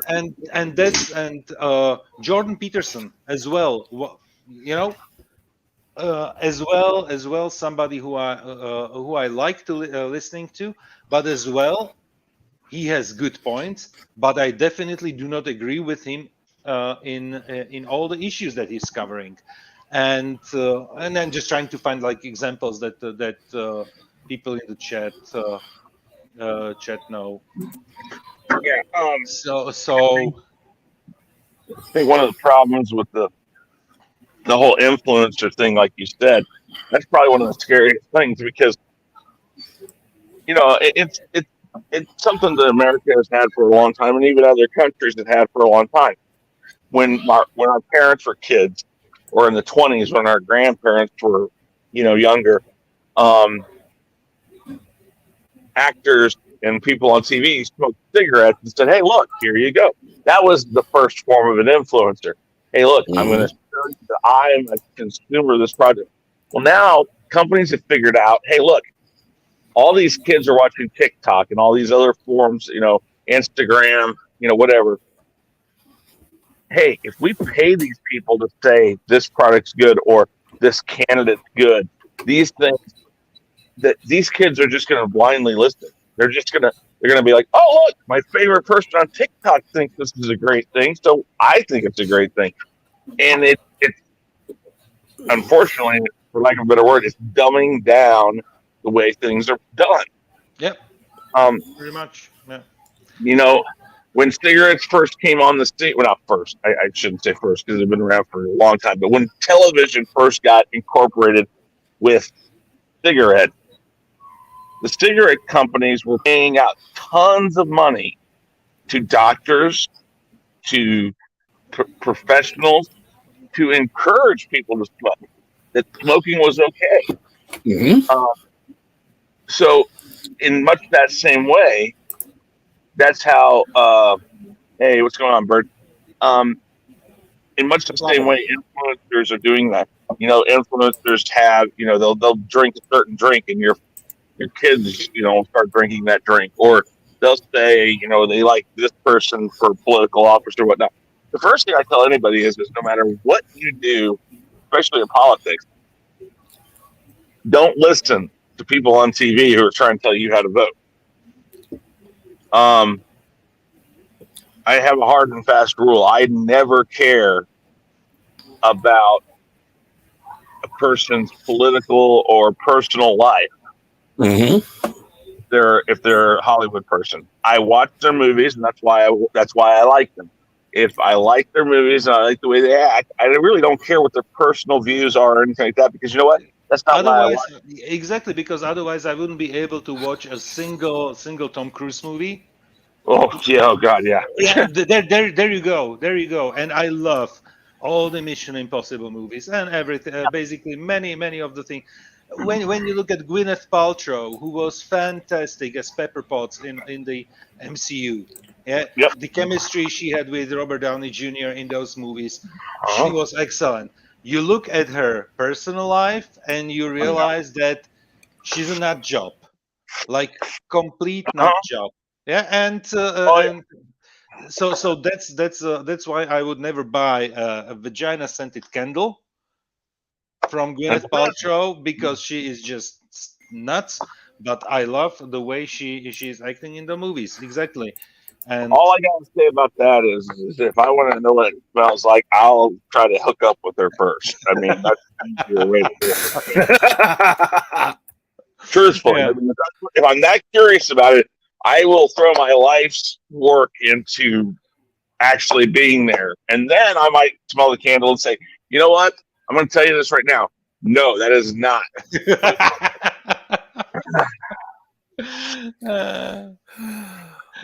Yeah, Kronos, Pepper Potts. As far as I know, she is in no personal relation to Thomas Potts.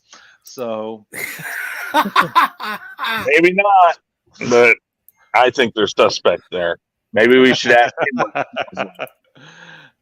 And yeah, Jack Reacher, another good movie. Yeah, but Oh yeah. And I'm really looking forward to Top Gun as well. But honestly, Oh yeah. Yeah. I just can't see why people take their cues for things in life from people. I mean, we're all influenced in some way or another by things, but like commercials to me are just things at play. I don't. If I'm watching TV, it's normally a background thing, anyways, and like I just don't pay attention to it. Every once in a while, I'll see a commercial. I'll be like, "Oh, that was kind of witty. That was funny," but I just don't.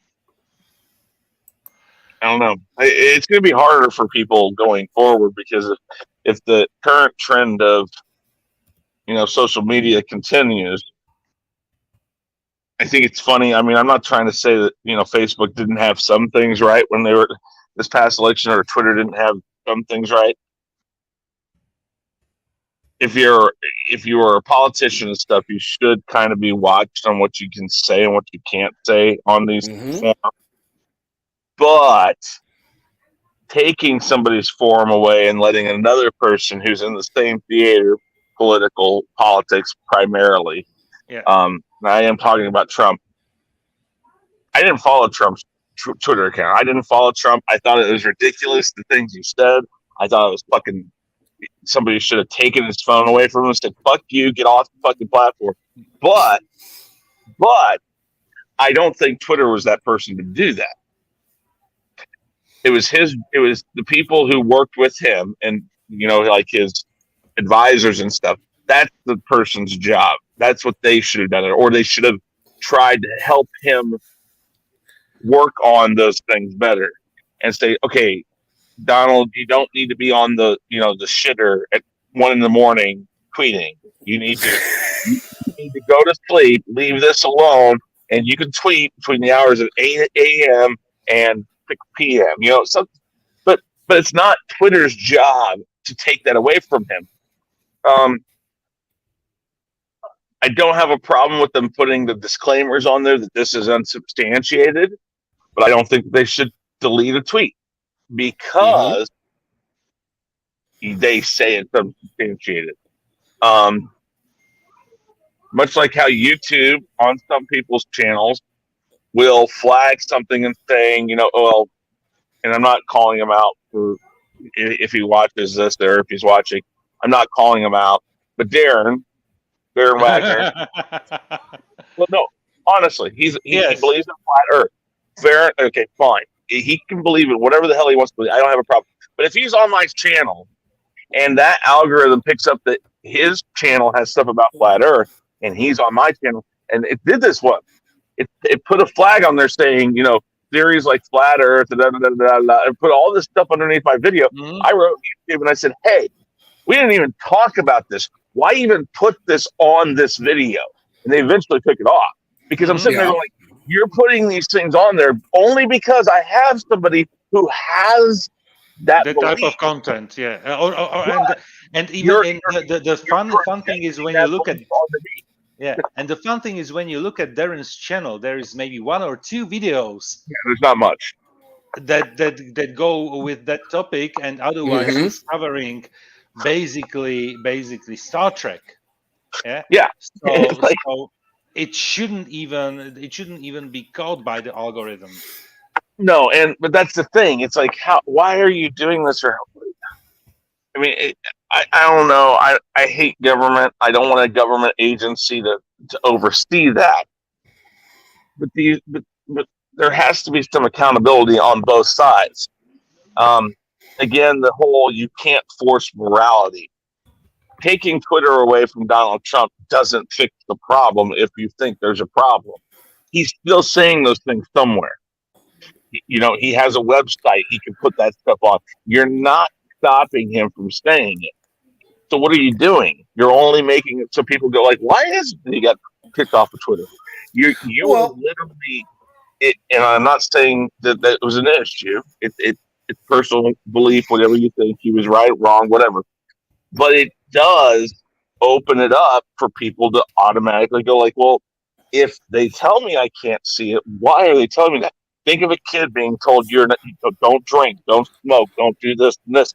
Typically, as kids, when we heard that, what were we doing? I wonder why they tell me not to do this. Let's go find out.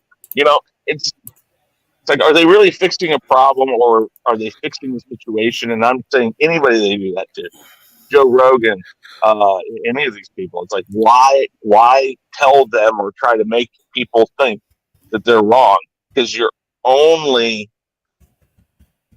opening that curiosity It's of it's literally it's literally about alienating people. it That, is.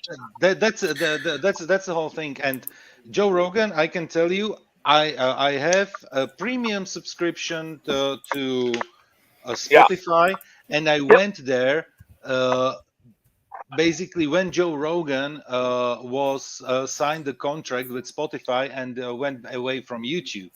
Yeah, Yeah. just to listen to all the and to listen to his podcasts. And I'm not saying I'm listening to all of the podcasts because not all of them I'm interested in.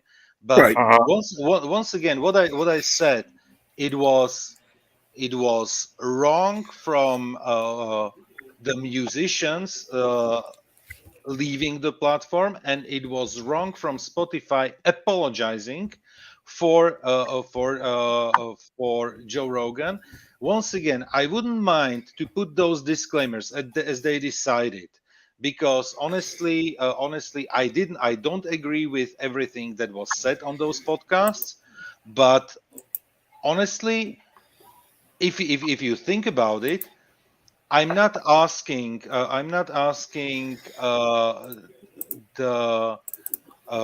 the person in a grocery store about health related issues. I'm not talking to my doctor about plumbing Well, or roofing. well, yeah, exactly. And it's all about expressing opinions. And and honestly, I didn't like it, and I don't like it, what they did when they decided to remove some of the podcasts instead of having, let's say, disclaimer in front of it. Um, Well, here's the thing. I think I felt bad for him, despite I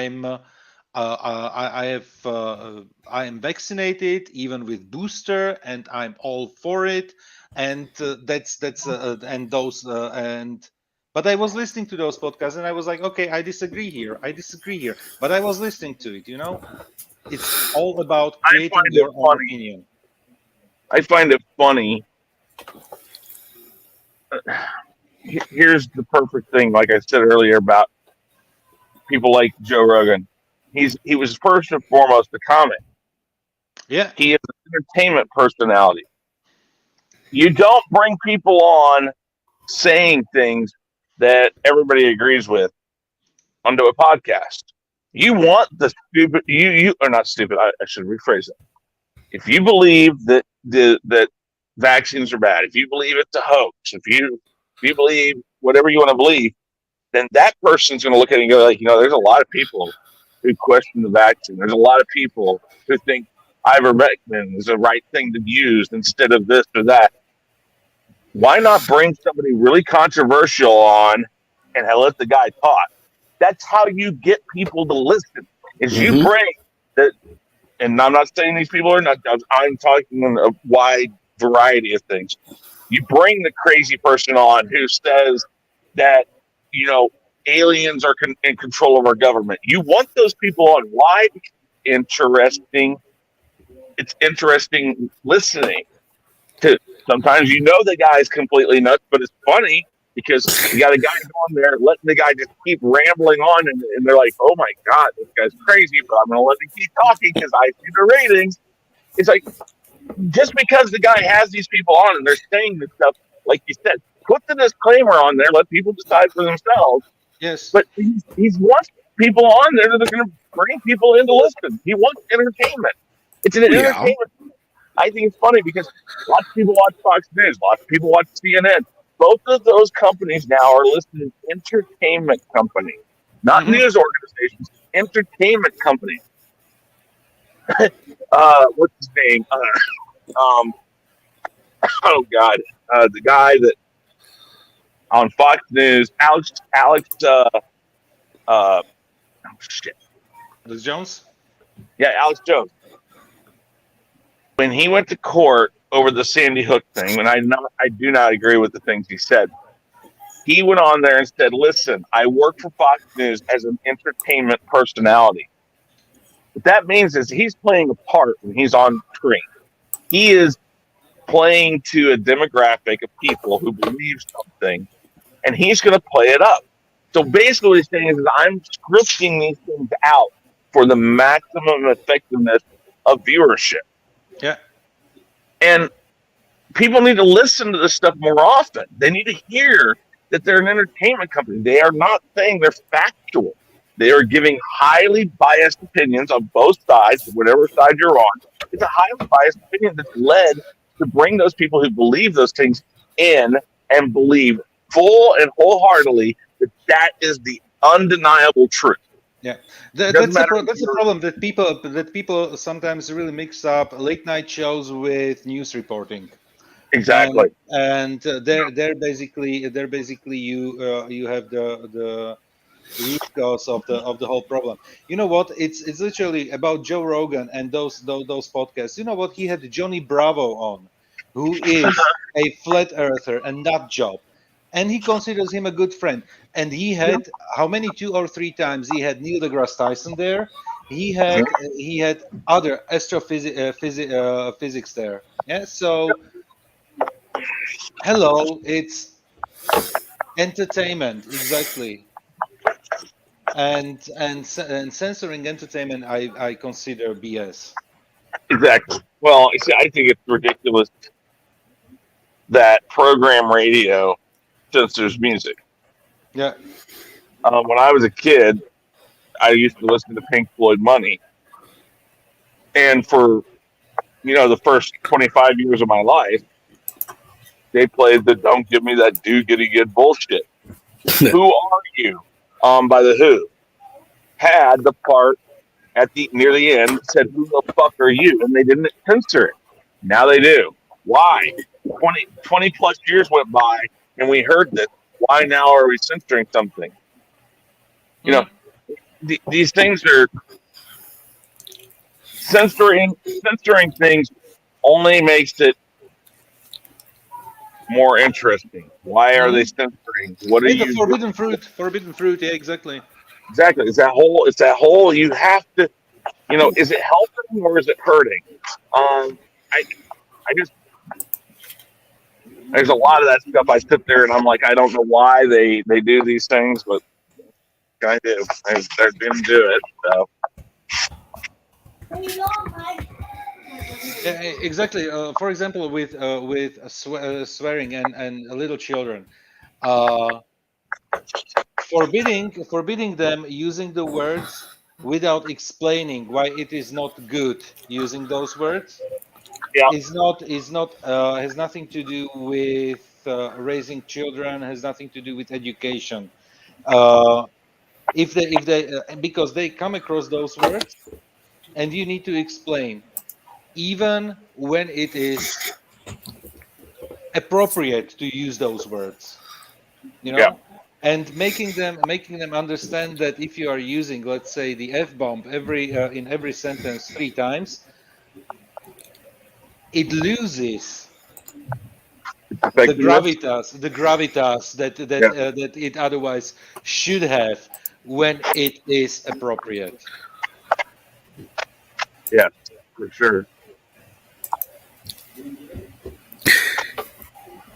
Well, that's one reason. It's like, there's some people, it's like, oh, blankety blank blank blank. Really? Well, if anybody here watches my stuff, you'll know there's only like really one show that I personally will pretty much say whatever I want to say. And that's on the wrap up.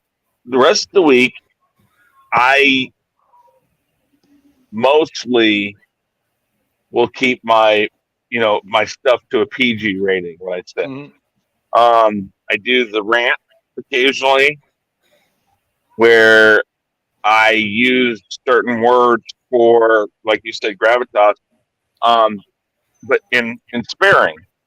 I don't use it a ton. But when I go on other people's stuff, sometimes I just let shit fly off the handle and say whatever the fuck I want, like that.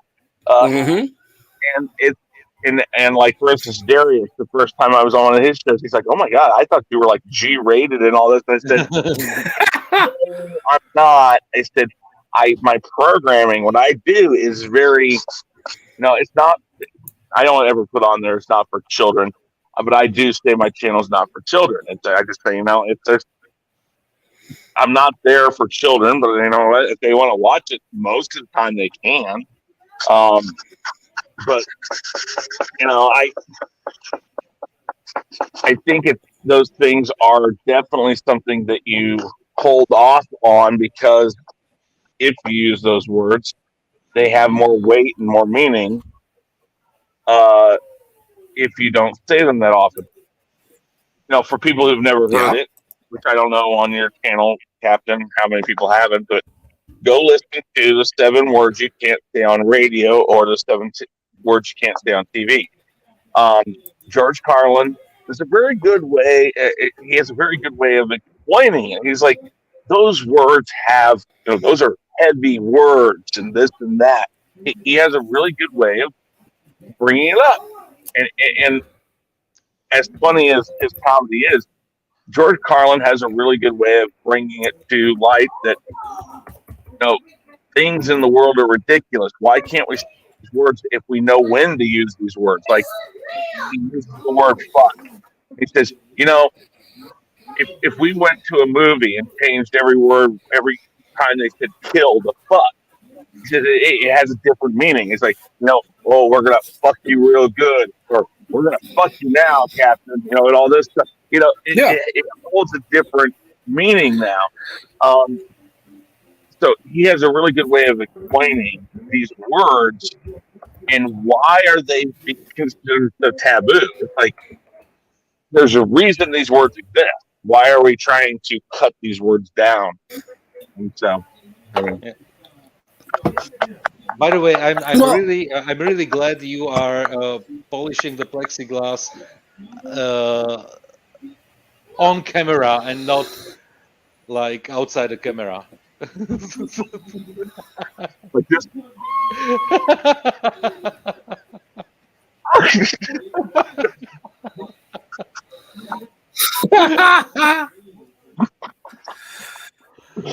yeah, I whenever I do these projects and when I'm at work, I normally try to do stuff above board, as you might say.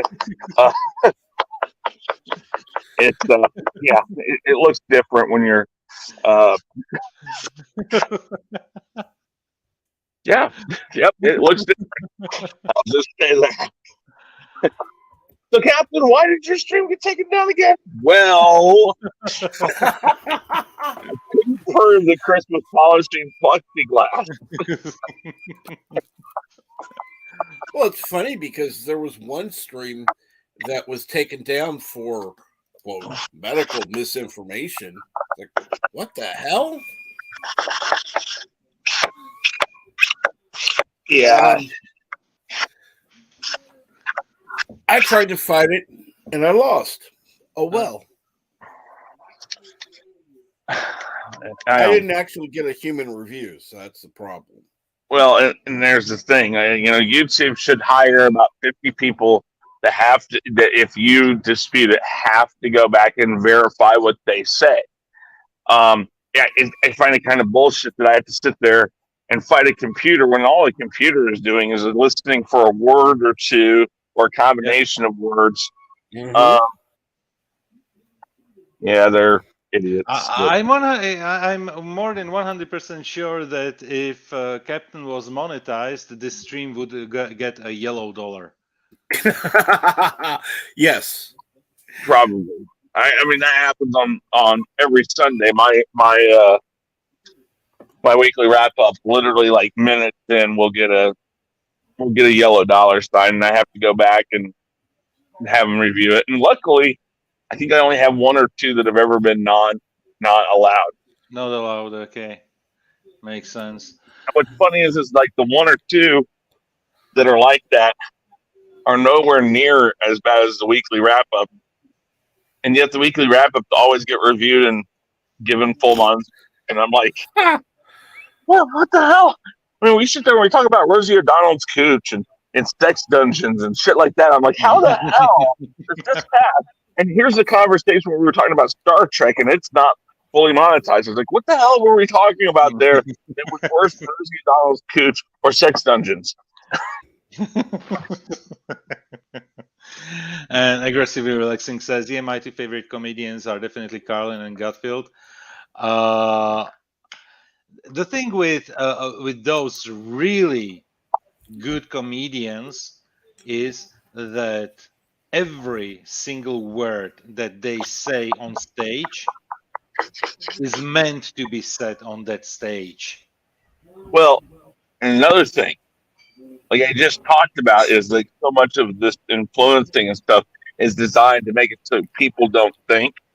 Everything they say on stage is designed to make you think. Make you think, Right. yeah, exactly. It doesn't matter if it pisses you off. They want to piss people off. Why? Because when you're pissed off, you're actually thinking about what they said. You heard what they said, and you're like, I don't like that. But that makes you formulate an opinion.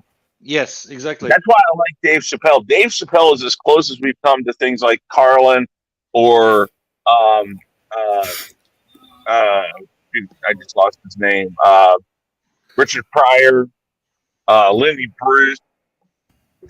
Dave Chappelle is on that level because you may not like what he says, but that doesn't mean he's wrong. He's making you think. You are going to formulate an opinion. You're not going to sit there and walk away from his show and go like, "Oh, it was funny," and just say that was funny. But you're going to go in there. Something he says is going to make you go like, "You know what? He's totally right about blankly blank like." Or you're going to go there, man, that guy's a fucking asshole. That's the thing about it. It absolutely will make you think. Yes. That's what good comedy is. Right. Eddie Murphy kind of was that form. Like George Carlin, Dennis Leary back when he did his stuff, he had some stuff like that. But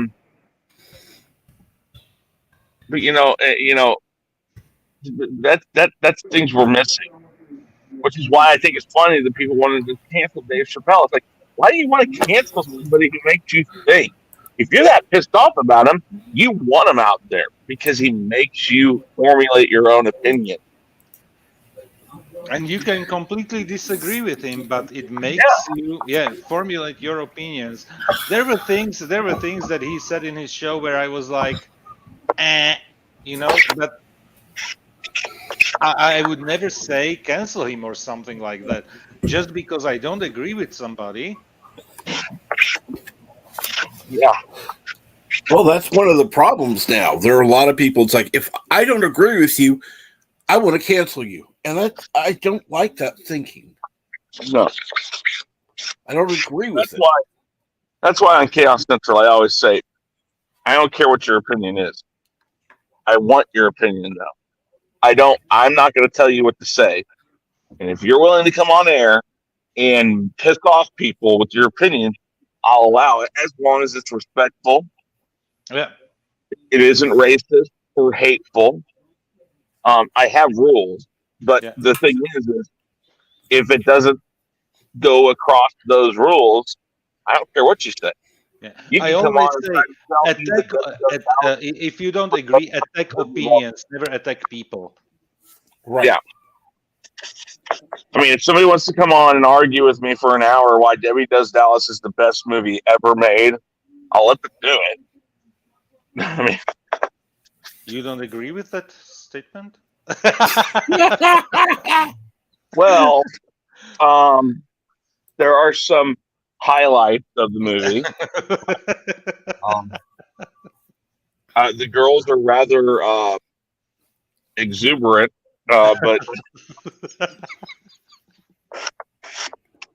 Debbie Does Dallas is a prime example of hearing something joked about and becoming curious about it before I'd ever seen it. I was like, Debbie Does Dallas. I was like, what is that? And it says, oh, it's a shitty movie. And I'm like, why does everybody talk about Debbie Does Dallas? Went and watched it. I was like, okay, interesting. I'm like, now I get it, right? Well, it's funny, like 70s porn. It's like they tried to actually make a movie. There was like a central plot. There was a There was something they were supposed to do. And then the 80s came around and they kind of lost that. And then the 90s was like, fuck this. We're just going to fuck on camera. Who cares? You know?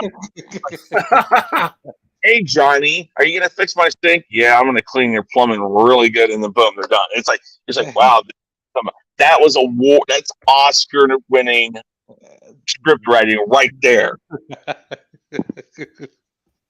But then there's Midnight Cowboy, which is an Oscar winner. I mean, and that is, in essence, a porn. I mean, you know, it's like,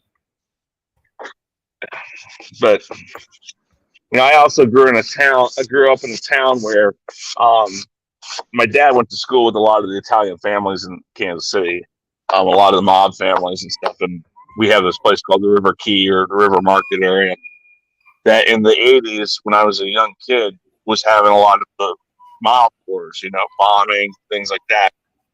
But there was a place down there called the Chelsea. Well, the Chelsea was our X-rated theater.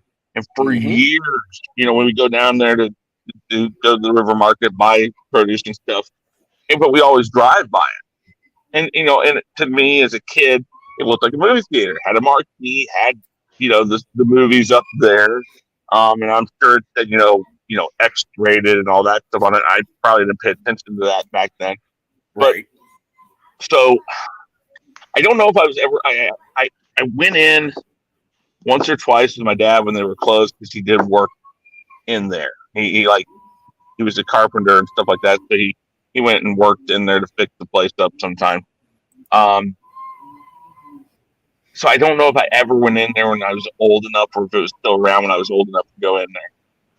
But I did know one of the former projector operators, and sometime after they tore the place down, he gave me 3 separate reels of 3 feet long of old porn.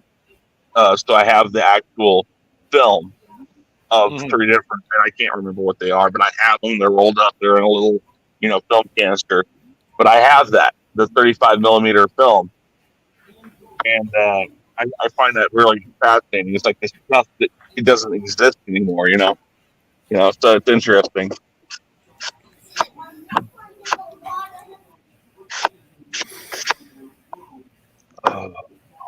Cap, do the kids have now like flutes or something there? Yes, they do. Yes. They have those. Yes. Santa thought it was a good idea to bring the kids flutes. Oh, yes. Absolutely. You know, one thing. Santa isn't the parents of the kids. There could be even something even worse if Santa decided to get them a drum set or something. But that's what drove me nuts with my kids when they're younger. People know, like the people who've had kids and dealt with kids that, you know, for the 20 years. It's like they always sit there and they buy the people who have young kids. They're like, you know what, the kid really would like a drum set, and you're like, yes, please, never buy them a drum set, please. And of course, what did they buy them? A drum set. I had 2 kids, both about 2.5 years apart, and when one was 4 and one was 6, they both had matching drum sets. I really contemplated if the prison time for murder was worth it. I contemplated. I will admit that. I knew those people were, or if they're still on this planet, but I contemplated it. Oh yeah. See, 6 is here, Resolute. Yeah. Again, good morning, 6, and the lovely Sherry. Who else is here? Let's see here. Dr. Alex, Kronos. Yeah, some Kronos. Let's see here. Aggressively relaxing. Let's see here.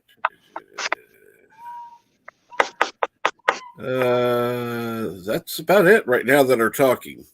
We always have lurkers, but oh yeah, always. And you can't rely on the count because no.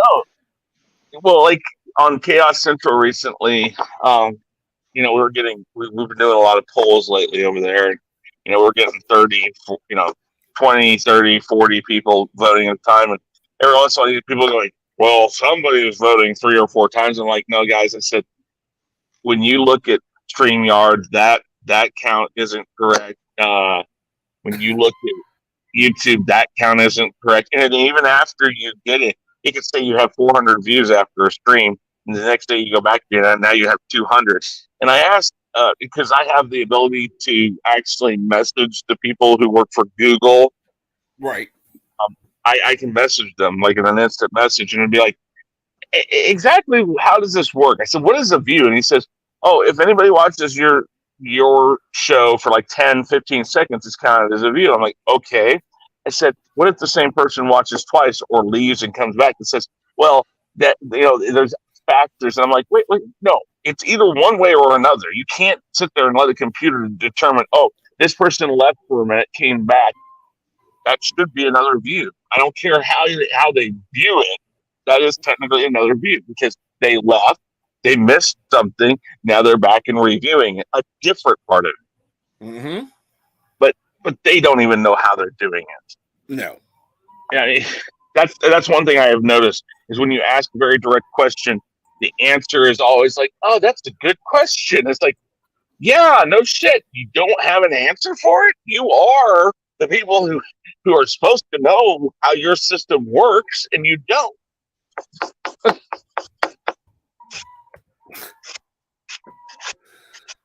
course not. You honestly expect them to know everything. Wow. I didn't say everything. But when it comes to how their system works, yes. If I make a car from scratch, from 0 parts to 3,000 parts, I should know how every one of those parts is put together. Because if I'm driving around in a car that I put together and I can't say how it was put together or how it runs, I'm not going to be in that car.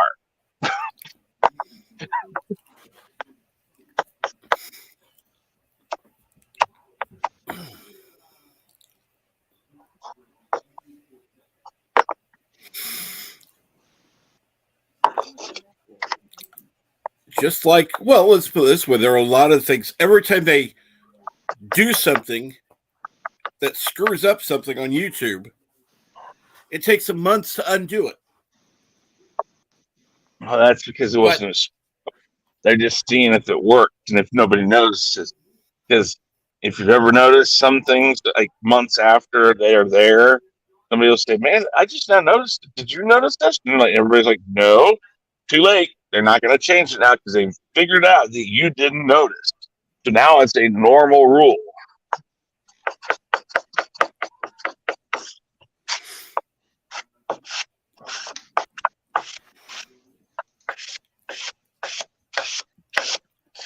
Yeah, I'm just waiting for the. Go ahead. Sorry. I was just going to say, but all these people, LDG is one of them. There's lots of them out there like, oh, we need to find a better platform. I'm like, well, if people are still going to YouTube, there's still all these people on YouTube, there's not a better place. Like Odyssey's okay. BitChute's another one. I use both of those, but they're not as user friendly as YouTube is. So, they don't have the reputation. They don't have the history. There's a lot of things that are factor into it. Yeah. And that's the key. And being owned by Google, the first thing that Google's results are going to bring up are going to be what Google owns. So it's going to be YouTube stuff. Yes, to an extent. I mean, again, like anything, if you pay Google enough money, you can be first. True. How do you think so many people get scammed? These different companies pay tons of money to be the first in the search engine, and lots of people, just take it as, hey, there's the top search, answer. They must be the most reliable. No, they just put a ton of money towards it to make you think that. Well, we have a company, or we have news organization here who does like, consumer watch or whatever. It's called Problem Solvers. One of the things they Right. did long ago was something. Well, you live in town. Do you watch Channel 4? Yep. Okay. So remember a few weeks ago they had the thing about the locksmith. The guy calls this locksmith up, and he comes out, and they say, "Hey, it's only going to be this much money." And the guy then says, "Here, before I get to your house, you got to sign this to say that this is your house, and I have permission to get into it." Well, first off, the guy was kind of stupid because he signed something on a phone that was blank. He didn't ask to see what it said. He just signed a blank area. But after he added, they ended up adding a whole bunch of charges, and he called the number back, and all he did was answer his locksmith. Well, what happened, and what they came to find out was that this company bought the search words for every Kansas City locksmith, or most the locksmith. So if you typed it in, or close locksmith, or locksmith's close to me, and all this other stuff, they buy all those search terms, and they show up first when you search for it. So you click on it thinking that that's who they are, and then when they answer, it was actually a nationwide call center. So you call them, and they're not actually in Kansas City. They just call somebody in Kansas City, and the first person who takes it and calls them, but we'll take that bid or that job. They go out there, and then they can charge whatever they want. That's the problem. You see, people take Google way too seriously. When you type in a question, again, read everything. Read all the results. You're not necessarily, you could ask Google why the sky is blue. And if I go in there and buy that search term or pay to be number one when that is searched up, I could put the sky is blue because the lizard people have taken over our government and are selling this lemonade laced with acid and crack. I could say that, and somebody's going to click on it and believe it because it was the first fucking result. Yep. And it's like, why the fuck? The internet's a great place. People, don't get me wrong. I am never going to talk bad about the internet in the sense that it is a fun place. And if you're willing to go down rabbit holes, trust me, you can start on, why Eddie Van Halen's the best lead guitarist ever, and end up on, Alice in Wonderland is reality in probably 50 clicks or less. And you know what I mean? Oh yeah, I remember when I was first online. I would go from one thing to another, and it's like, how did I get here? Exactly. No, the easiest way to find out how screwed up the internet is go on YouTube, type in one thing, and watch a video that you are actually going to want to watch. So, like, if you, I don't know, let's say you like the Beatles. You can go and find a really good Beatles video that's 15, 20 minutes long, maybe an hour documentary, something like that on YouTube. And then set it to let the play happen. Let it run for 48 hours and see where you're at after 48 hours. I guarantee you will not be anywhere near a Beatles documentary in 48 hours. It will go off the rails. Hello. Good afternoon, Dr. Alex. I decided I would change the name to Dr. Roberts because I'm a Beatles fan. Because you're a what? A Beatles fan. Dr. Roberts was one of the dots. Yeah, that's been mentioned before. I don't know if it was you, but yeah. Probably. I never get that one because I'm not a Beatles fan. So I don't know the lyrics. Captain, hey, Captain, kick this guy off. Well, it's all right. But there's a Vox AC30 behind me over there, so it's part way there. There's a Vox AC30 behind me there, so it's part way there. Just I prefer. I'll give you partial credit for that. I prefer other users of the Voxes, though. Hey, I have I will never be the person who says the Beatles are my favorite, and people are like, "Oh, but they are," and I'm like, "No, I don't have a favorite band. I love U2, REM, the Killers, Beatles, Rolling Stones, the Who, David Bowie, Frank Zappa. I love a lot of groups and a lot of people. I can't pick. I'm an audiophile, so that's for me to stay. If I could really narrow it down to a top 5, it would be a miracle. Yeah, I have very wide taste as well, but I do know which band is my favorite because it's the one I try and sound like the most in terms of everything I do.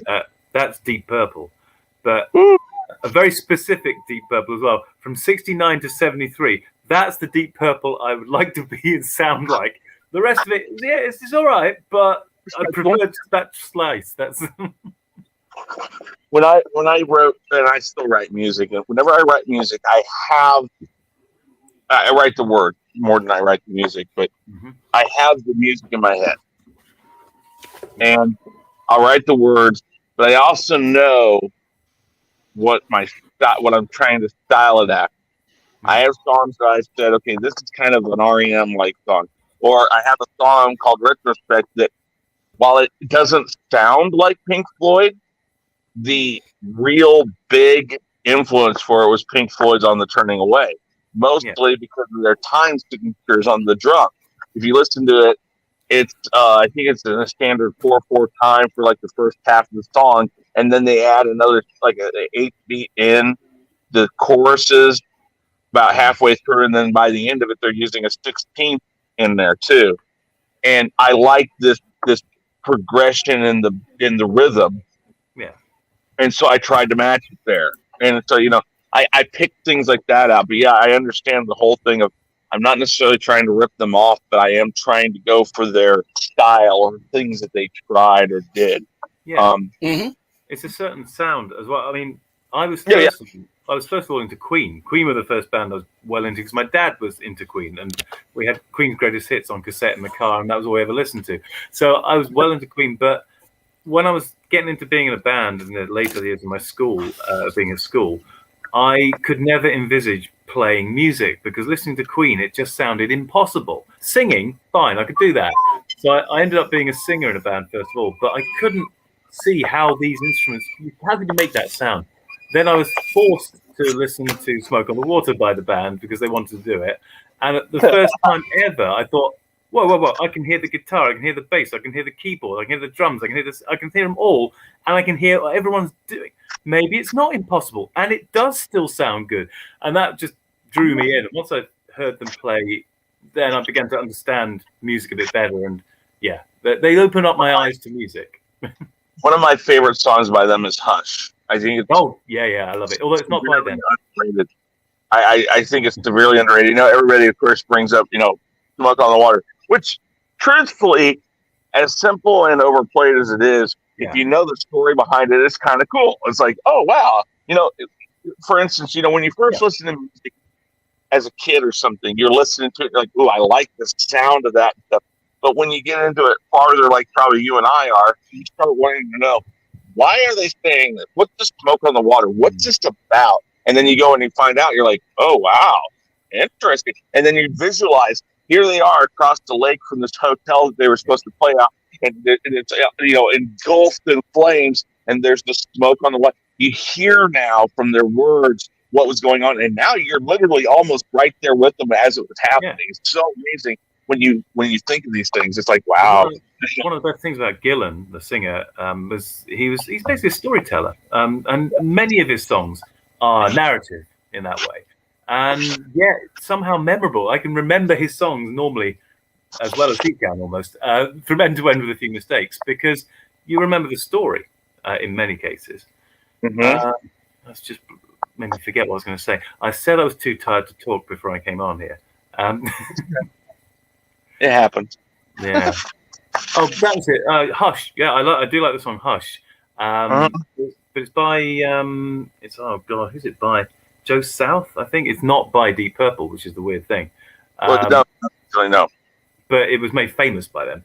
But Yes. even so, the original singer whose name goes out, Rod Evans. Was it Rod Evans? Or was the other guy? Well, anyway, the original singer did Hush the first time, but the best version, I think, is when they did the warm-up for their concerto for group and orchestra, because then they just got Gillan in, and Gillan did his almost first rendition of Hush, and it's in the Albert Hall with an orchestra waiting behind them, and that's a freaking awesome version of it. I love that one. Mm-hmm. I love bands that use orchestras, even if that wasn't originally how it was done. Metallica's S&M is one of the best albums I think of all time, just because I love them putting their music there. But the Beatles used tons of orchestral stuff. What is it? Moody Blues. I love the Moody Blues. Yeah. Steely Dan. Love Yeah. Steely Dan. You know, Steely Dan, to me, what amazed me about Steely Dan was that when I heard them, when we were recording music with bands I was in, I was like, how come we don't have that? Just that it was so tight. It was. I mean, a lot of it's compression. There's a lot of things that they did to it. You know, I know that now, but it just sounded so perfect and pristine. And then I went to see them in concert, and it sounded the same way. I'm sitting there going, "My God, these guys are crazy good." It just so man. Spyro Gyra is another one that did that, and as I got into audio and the technical side of it, I started realizing, so they're doing, they're compressing it heavily, and they're doing a lot of stuff. And then when they went to do it live, they were still doing that through, just at the sound booth and stuff. Things I didn't know. Again, when you first listen to music, you're not thinking of these things. You're just asking the question of why does this sound different? One of the best examples of that, I think, is Blown the Heart. How they start it off as a very open sound, and then they just kill it and just comes tight. I loved how they did that. I mean, I know other bands have done it, but Flip side, I like Purple in that very specific period because they were a jamming band and they were just playing together. Yeah. And if they made mistakes, they used the mistakes or they just lived with it. But they still sounded awesome, and they still were the balance that they had most of the time. You're in the hand of the audio engineers at that point on the road, but they were often perfectly balanced and playing off each other, just playing with their mistakes. That's kind of what I like, because I'm not a very rigorous player. So I learned by playing mistakes and then learning how to get out of them. And they were just masters. They are. Particularly then, they were just at their peak. And I never will be like that, but I do still aspire to try and be like that. Oh, yeah. I mean, there's a lot of people out there. I mean, you're not a Beatles fan, but Beatles, I love listening to their stories about how they would travel across town to learn different chords. And it literally be like, they'd be playing chords. Somebody would come, when they were jamming at somebody's apartment, be like, "Hey, man, Joey across town knows how to play a B minor or B flat or something like that." And they're like, "What? He can play this?" And I mean, I'm just saying, they would fucking this. They would know it, but they'd have to travel like 30 minutes across town on a bus to learn that thing. And hearing those stories, it's always like, wow. It's like you think about it, you're like, man, what would that have been like? I mean, I don't know. I'm the impression that everything now is more. What is it? Oh shoot! I'm trying to think of the term. Impression. Impressionism is the best form of flattery or whatever it is. That thing. I think music has pretty much done everything music's going to do. It's just a different way of how you kind of twist it a little bit. But somebody's done it before, I believe. But it's how you do that twist, or who are you honoring when you do it? Like you said, when you play music or when you write music or you write lyrics, I think we all kind of have something in mind already what we're going for. whether or not that, or just the style of a band. Yeah. Hold on, Definitely. guys. Oops. No problem. Aha. Then there were 3. And there were 3, yes. I figured you were just going to mute, but just completely left. How are you doing, Captain? I'm doing all right, thank you. How are you? I'm fine, apart from just tired. I don't know why this last week I've felt many of my colleagues have said what I've described as like COVID symptoms. I keep passing the freaking tests, so apparently it can't be that because I just feel drained and clumsy and dropping things all the time and fuzzy-headed, and it's just marginally better today, but I've still dropped many things even today. So I don't know what to say, but otherwise fine. Hi, Well, Alex. It's like you know, comes with the age. You reckon that's it? Okay. No, just joking. You know what? I can tell you that me and my wife, we were both like sick a few weeks ago, and all the symptoms were there, but all the tests came back negative. So, and I know that, for example, she had like cough for almost a month. See, I never had that. What I'm saying, my colleagues have said it's like their COVID symptoms. One of my colleagues had COVID week before last, but she said it was so mild, it just didn't feel like it could be anything. It was exactly like I'm describing, a bit fuzzy-headed, a bit feeling tired, but nothing you could say, well, that's massive hacking cough, and I'm about to expire from lack of oxygen. None of this. I feel virtually fine, but just you know what? Spring is coming. Spring is coming, and this is at least I don't know if there's an expression in English for that, but something like we call it here like spring tiredness. That funny you should say that. One of my other colleagues said almost like that. He said it's because it's March, and it's that flip between spring and between winter and spring. It isn't really spring yet; it still feels like winter, and it's the lack of light and all of that. He's saying it's that, and I can see where he's coming from. He could be right. Yeah. And we have it literally saying like that in spring people are getting really tired. And actually, when you look and I know now it's going to be a bit morbid, but March is usually one of the months with the highest death rate among the elderly. Okay. We're done for. We're still fine. We're still fine. You know, we're still far away from our 80s and 90s. So that's completely fine. But it's one of the months where your blood pressure, if you're sensitive to changes in the air pressure, and it has an impact on your blood pressure. Right. It's one of the symptoms. For example, I know that my mom, she's 71. She never had problems with her blood pressure, but recently she for the first time in her life got blood pressure medicine just to control it because it was jumping from extremely low to extremely high. Yeah. And she had always her whole life she was basically with a very low blood pressure. Yeah. And now the values were jumping literally to stroke like values. So she got a little bit scared a few weeks ago, so she even called the ambulance. Yeah. But right now she's on medication, and it's keeping her blood pressure in the lower margins, like literally the something like 70 over 90, 80 over 100, something like that. Or am I saying it correctly? No, it's the other way.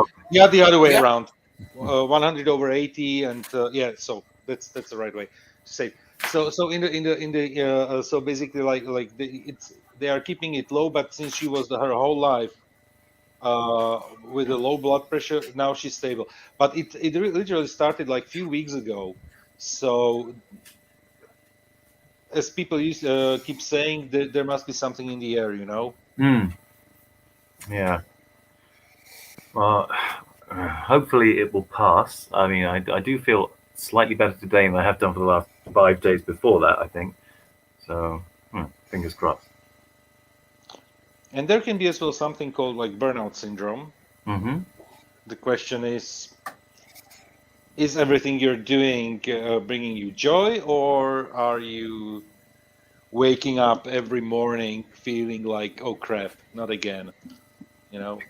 No, not really. No, that's fine. I do enjoy what I do. Yeah, so that's fine, you know. Yeah. In that case, literally just weather, which is a very British topic actually. Yeah. You wouldn't believe it. It's actually sunny. I wonder if you can I see. can see it. I can see it. It's very very. Blinding light out there. That's actual sunshine. Yeah. Wow.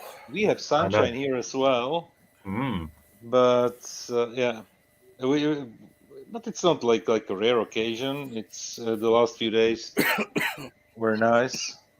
But I can and another thing if I know that I feel tired, but despite there was like the Christmas break, I was working basically all over. I had my last real like break from work in September, and I feel it right now. But next week we're out with my wife. We're going into the mountains, like a little bit hiking, some wellness, and all that nice stuff that couples do. But I feel that I'm tired. I'm snappy when people are approaching me, you know, colleagues, and then so I see that okay, now it's the right time to go and do something different, like have a break. Yeah, and good day, Canadian Spider-Man. Yeah, hello, Canadian Spider-Man. So like squirt web on people, then apologize. I mean, how does that work?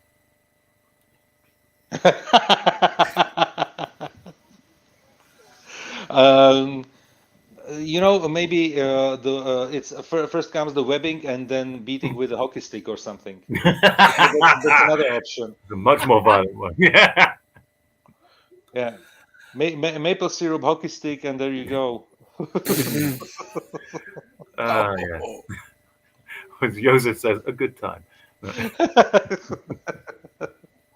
and you know how a bird has as well his Canuco prey and baby seal clubbing and all that jazz that comes with it. It's as well an interesting time, interesting way how to spend your time.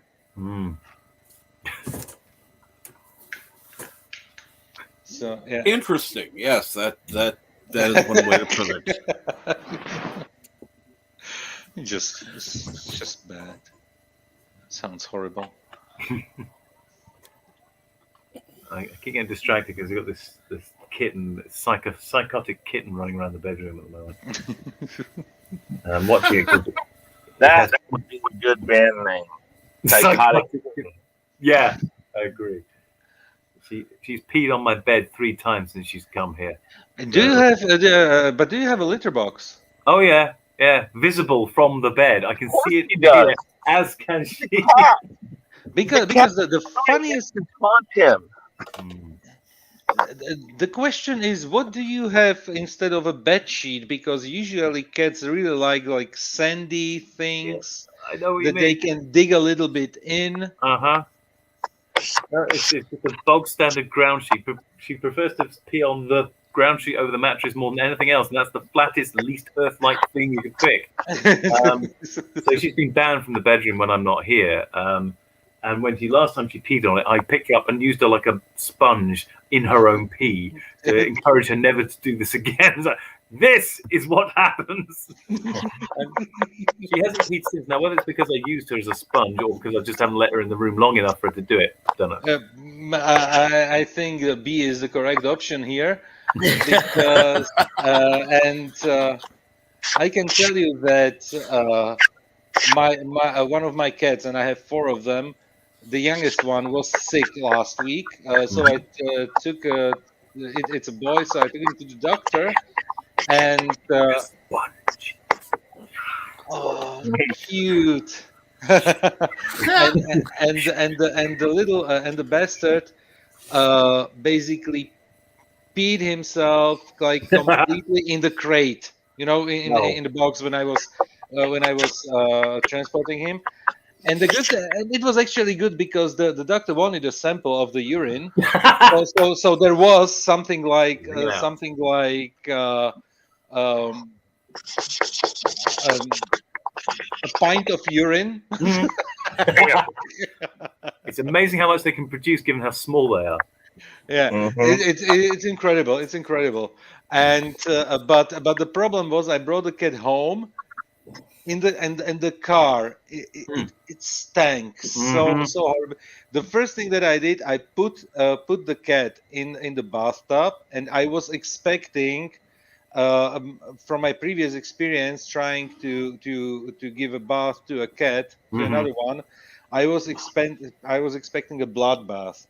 Yeah. Fortunately, this one was really so sick that he didn't care about it, so I could clean him.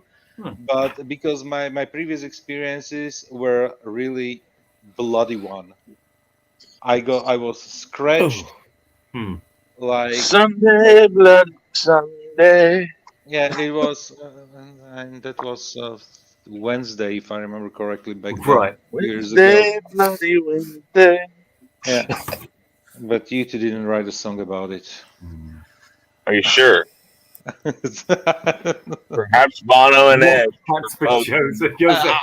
I'm not an Apple user, so He does maybe say it's not a revolutionary song, so perhaps it was about a cat bath.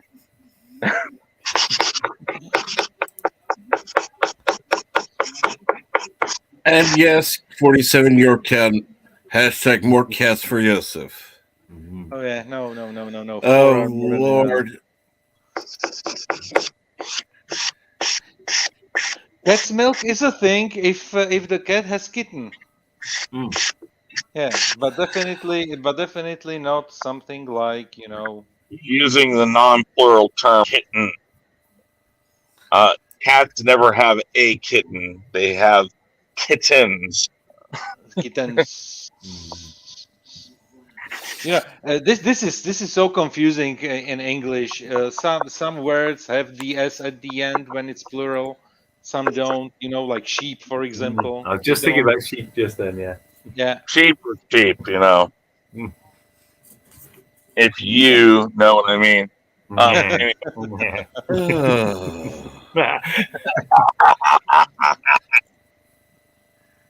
Bad. Exactly that one. It was a bad joke, but hey, I'm a dad, so I have an excuse. I finished building the Dalek-proof fence, by the way. I think it's Captain Trex last time I mentioned it too. Do what? Dalek-proof fence. Oh, really? Modern Dalek. Really? Chimble there. Yeah, it was a retaining wall, essentially, because we were trying to make the garden flat, because it's basically just a hill with mounds in it. So I built, down the bottom end where the biggest pit is, I built a retaining fence. Sorry, phone call. Be right back. Oh. I think it's a phone call. Yep. I would continue the story when he comes back, but you can finish it for us. Yeah, built this this small, very sturdy wooden fence to keep the soil in place when we shift it down and make it flat. Where are you located again? Say again? Where are you located again? London, South London. Okay. On a hill. Crystal Palace, basically, is one of the big high points in the south of London, and we're near the top of that hill. So the garden is sloping down the hill towards the house where the flat is. But yeah, it's never been level. Of all the three bits of the garden, we own the back bit, which is nice in a way because it's nice and secluded away from the houses, but the most slopey bit you could possibly get. So we're trying to make it less so. For sure.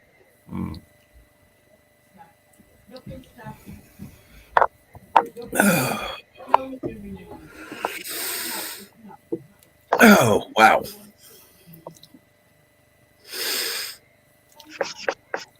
So how is the writing process going? How are people getting stuff into you?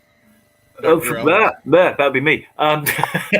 I have started writing the first episode. I'm not massively into it, but I've just about got them off the planet they're starting on to get into the actual main part of the story. I know where it's going.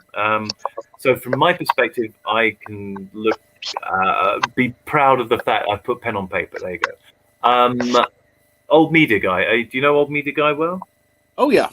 Yeah. He's submitted something to me already. Now, I've had to apologize to him because I'm not going to read it while I'm in the middle of writing my own episode because I don't want to interrupt my own flow and thoughts with his version. But it's impressive that he's already managed to get his in.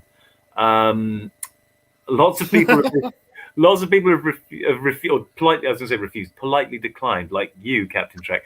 But as I said in the season guide that I sent you, if you've just got an idea for a story, I could run with that too, and we could still put you up as the co-author. Yeah.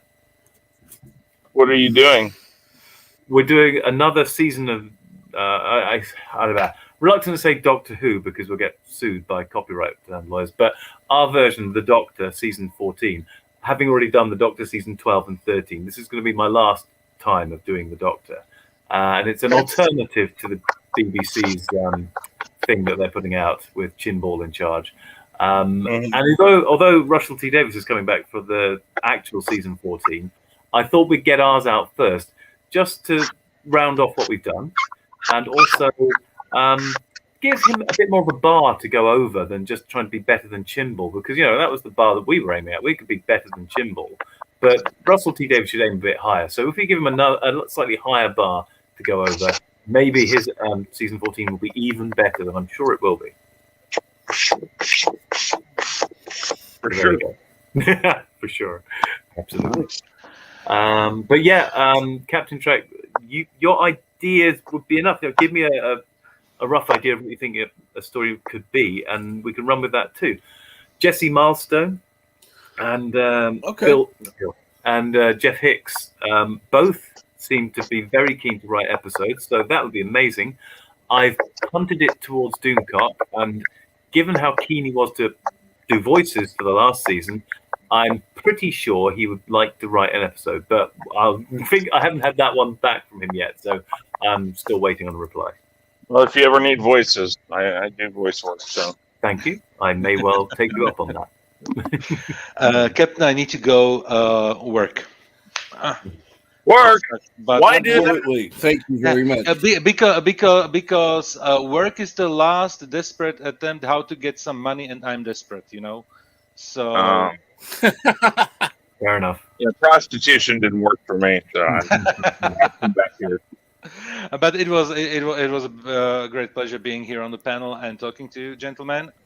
So see you around. Hey, what did you say about me? Don't be spreading rumors. Okay. I will shut up. Okay, take care. Bye. Bye, Yosef. I've also asked Anti-Tracker to do it, and he might. I've also extended the invitation to his son Joshua, and even Bridget, Mrs. Anti-Tracker. I should say Salty Tracker, not Anti-Tracker. I can't get used to that. There are a lot of people that still call him Auntie, even though he's salty. Yeah, still not used to it.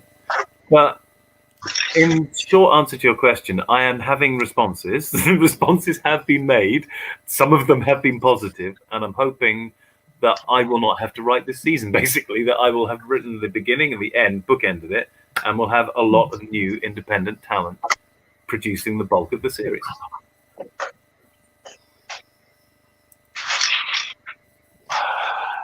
And yes, Kronos, he's a thing. ATSD. I like it.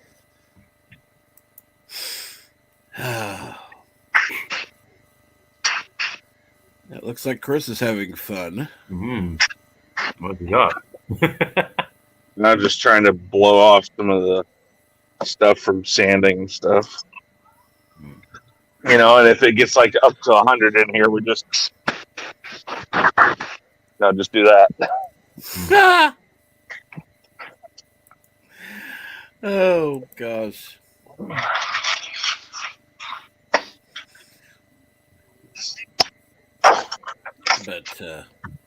no, I'm glad to hear that things are going well with that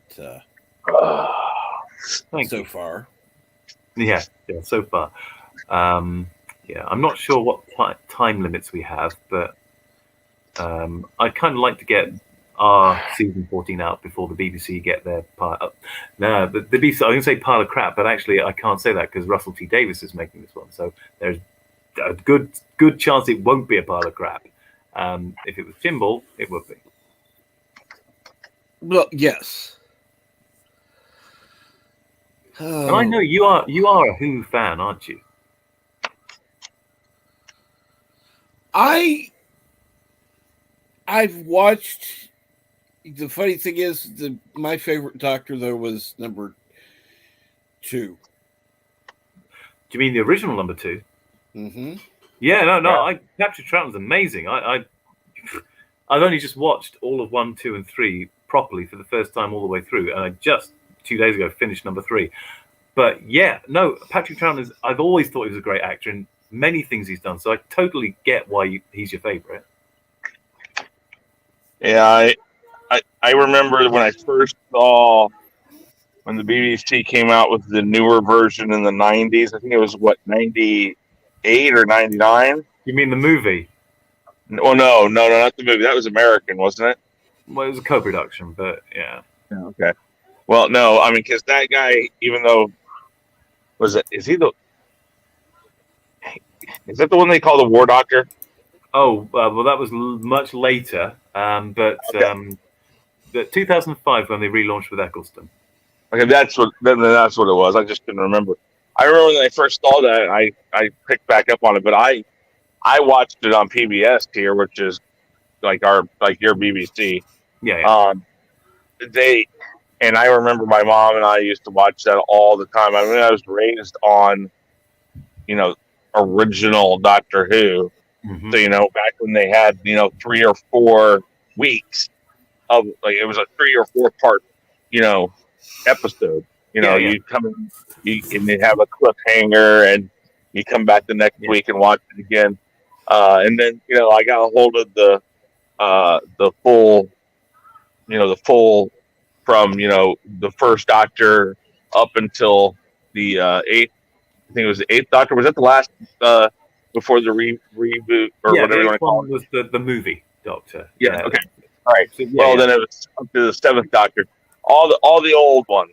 I got a file with all of that with the animated parts to the ones that were burned in the fire. And so I've been a fan of Doctor Who for years, and I have not paid attention.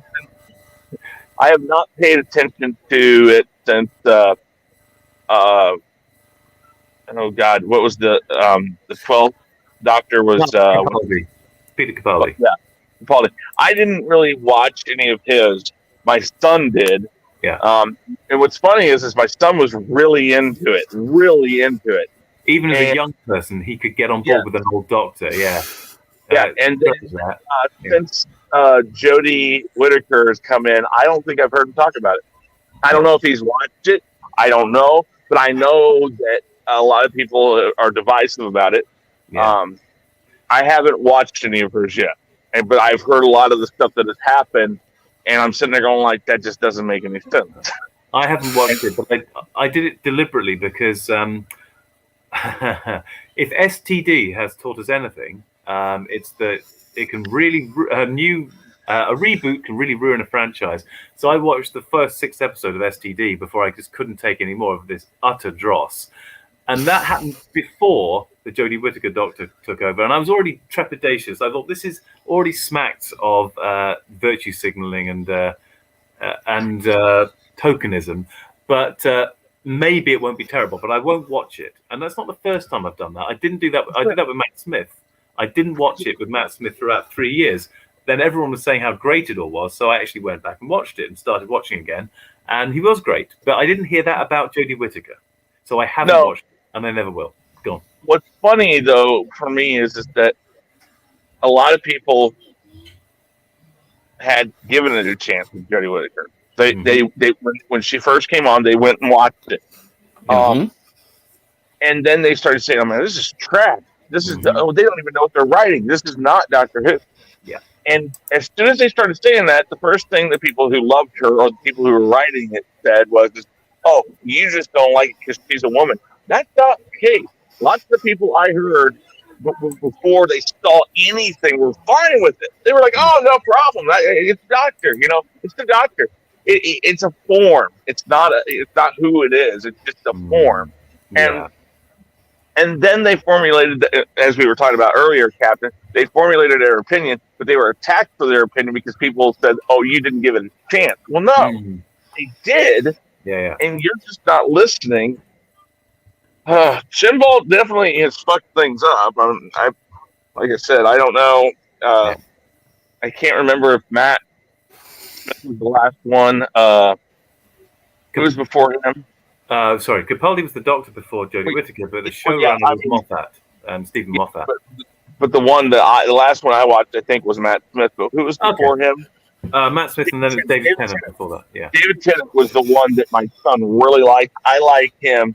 The fourth Doctor, I'm trying to remember what his name is. You mean Tom Baker, the original? Yeah, I liked him.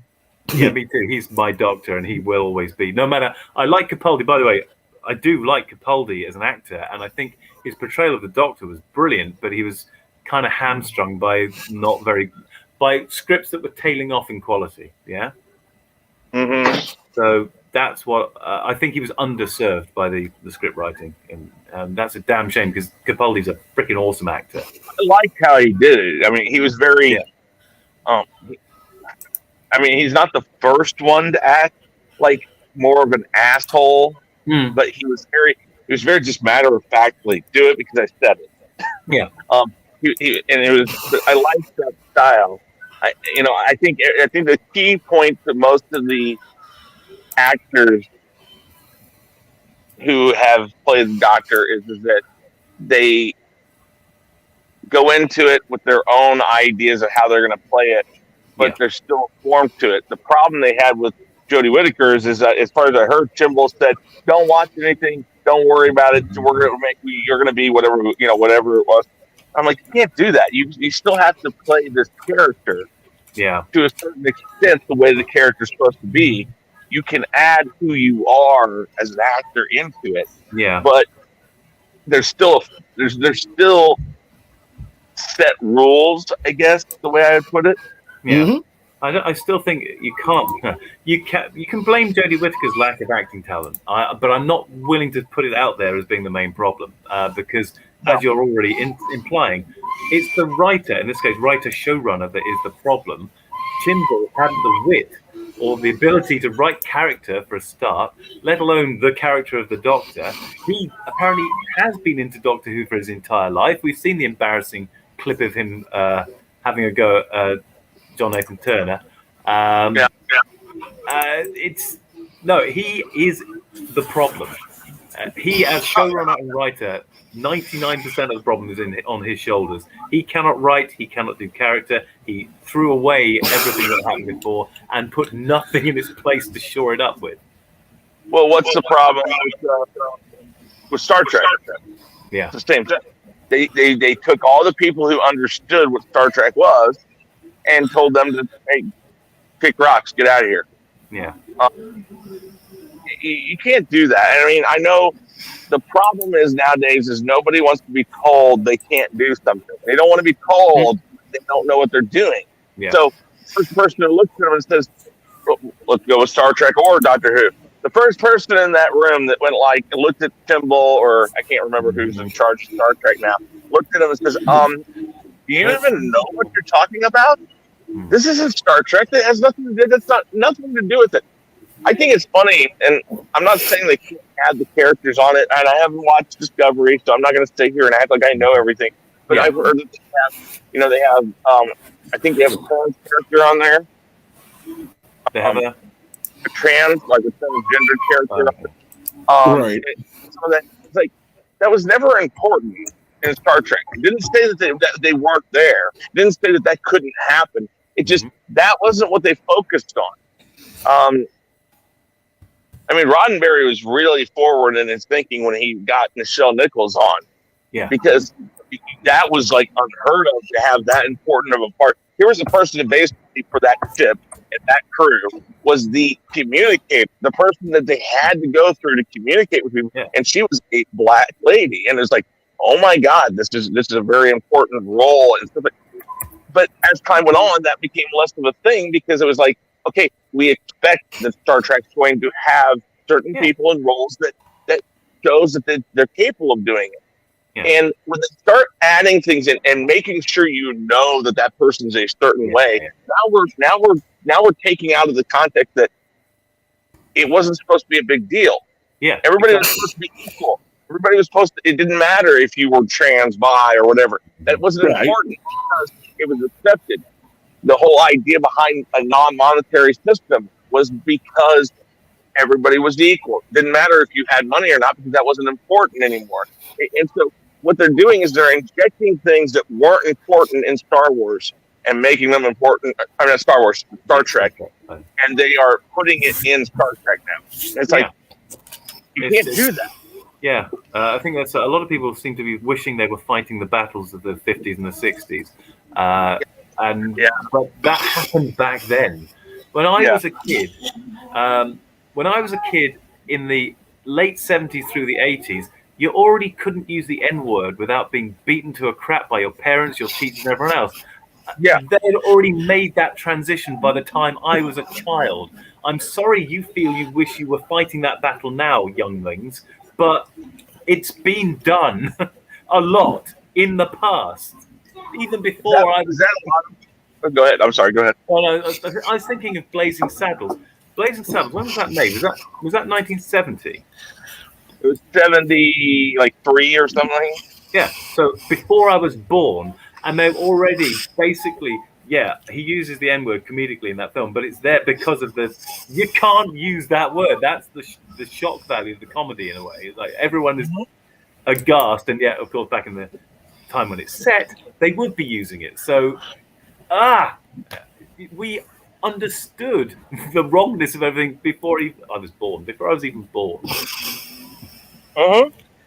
And now they think they're fighting that battle all over again. Well, no, not really. Do you think that's what it is? Is that these people are felt like they missed out on something, and they had to fight that same battle all over again?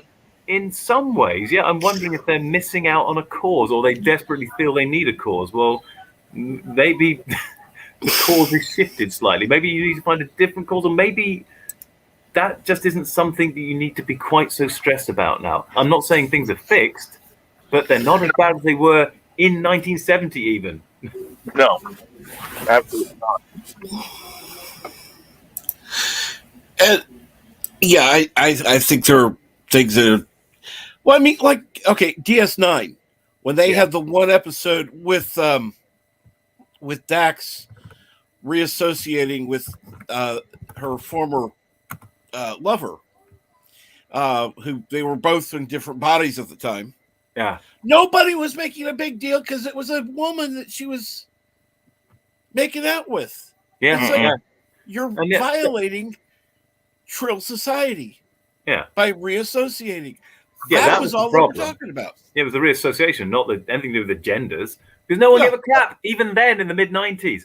By the way, I had to go and look it up. Blazing Saddles is the same age as me. It's 1974, the same year I was born, Blazing Saddles was born.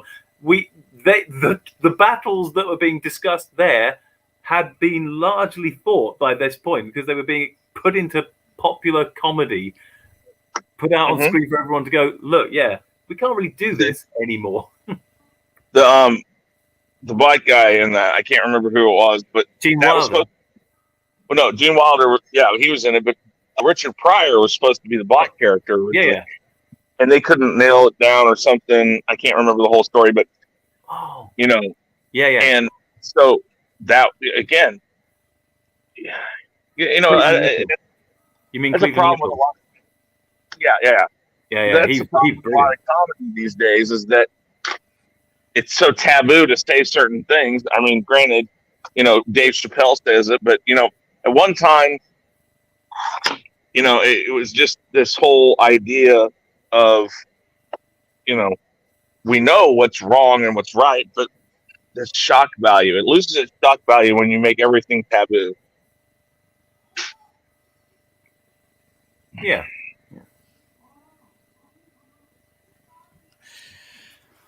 But you also, like you said, we knew that it was wrong. You knew what you shouldn't and should say.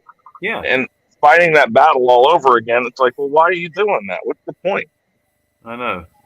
I mean, people should still know that those things are wrong. Yeah. But it's not like you're doing it for the people who are pointing this out are not doing it for the first time. And that's the weirdness of it. It's as if they think it really is the first time anyone has ever said this. Well, no, to be fair, for even before that, the whole those naughty National Socialists in Germany, they kind of made racism pretty much taboo and bad for the entire world by what they did. Mm-hmm. We've kind of known that since at least 45 onwards. It's things still had to progress and change, but it's not like that was it's not like since then we haven't known that was bad. Yeah, exactly. I'm sorry, I may walk off, but I'm still here. I'm listening. I just saw the chat that says, "Wow, Doctor is old." Yeah, I'm as old as Blazing Saddles. Old. You're only 3 years older than I am, and I don't think I'm old. Well, it's like, you. Well, you're not.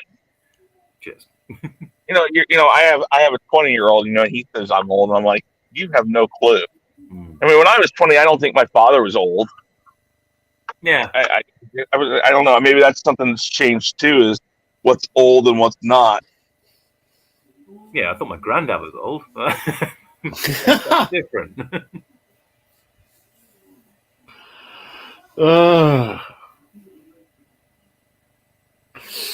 I do like Blazing Saddles. Sorry, go on. How old are you, Captain? I don't say. I'll just put it that way. Very I'm older than people think. And I prefer it that way. But younger than the hills. I'm older than people think. I mean, I get told all the time. They're like, "Oh, you're like in your 30s, like upper 30s." I'm like, "Thank you."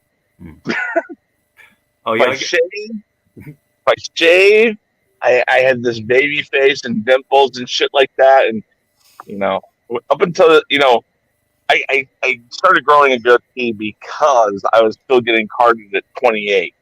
I mean, and I'm sitting there going like, what can I do to stop getting carded? And I'm not talking about getting carded for alcohol. I was getting carded for cigarettes and other things too. It's like, I'm like, what the hell? I still get carded anytime I get alcohol. Oh, so because of the state you're in, yeah. Apparently, because there's no way in hell I should be carded. But you can read that either way. The state we live in, because we're both really close to each other. The state we live in, it's a state law that as long as it's the parental figure, the parent, you can serve your child at 12 in your own home. So, that's whatever. Okay, so it's not a requirement you get carded by anyone you're buying from, no? Well, it says that our state motto is we card if you look under, what is it, 30, 35? Yeah. Yeah. With barricades in front of it, we're not supposed to do that. I don't know who did it. Not supposed to do that much. But, okay, I guess we gotta get some more gas. Anyhow. What are you working on, by the way? Cubes, Tesseract. Blower working okay? Ooh. Yeah. It's for the servers and bartenders to have for tips. I work at a casino, Dr. Alex, if you didn't know that. I work at a casino, so when they're on the casino floor, everything has to be see-through. So I don't get the idea behind the blue plexiglass, but they want blue plexiglass so I guess they don't see the money that's in it, but they can see the money that's in it. Right. Okay. I mean, anyway, so that's what I'm doing. I'm making chip boxes basically, Very cool. and the smell of it is very intoxicating. But yesterday with this back here, I was on LDG stream, and I was sitting there looking inside and squirting the acrylic, whatever I want to say. It's a solvent. Mm-hmm. It's called Yeah. a solvent. Basically, what it does is it melts the plastic together. And I was doing this inside, and it was fully enclosed. And my head was kind of my nose was kind of in the box, and I like got up. And I was like, "Whoa, wow!" I was like,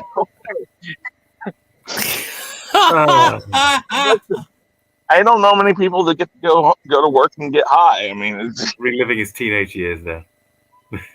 No, actually, I never huffed. I never did any huffing. Well, if it's okay. I mean, just I did other things, but no, I mean, yeah, I don't think any of us were sniffing glue. Hopefully, what's wrong with sniffing glue?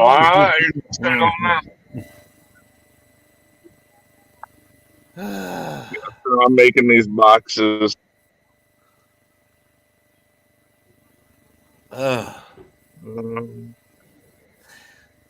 Looks like we're about ready to lose him. I don't know what's going on. To lose who?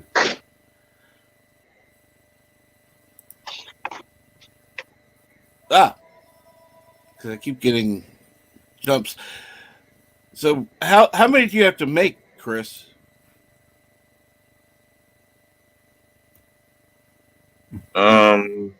About probably as many as I can. I got 4 more over here I can make. I've made 3, so that's a total of 8 that I'll have, and then I probably have enough to make at least 6 to 8 more. And really, they're going to tear these apart and break them eventually. So as I have time, I'm making them. So.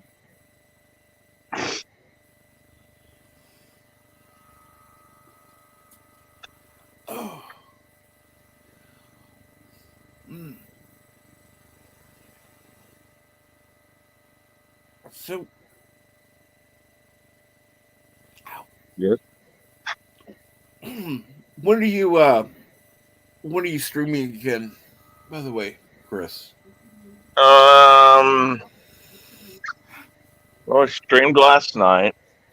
I did my unmasked mask singer on Tuesday.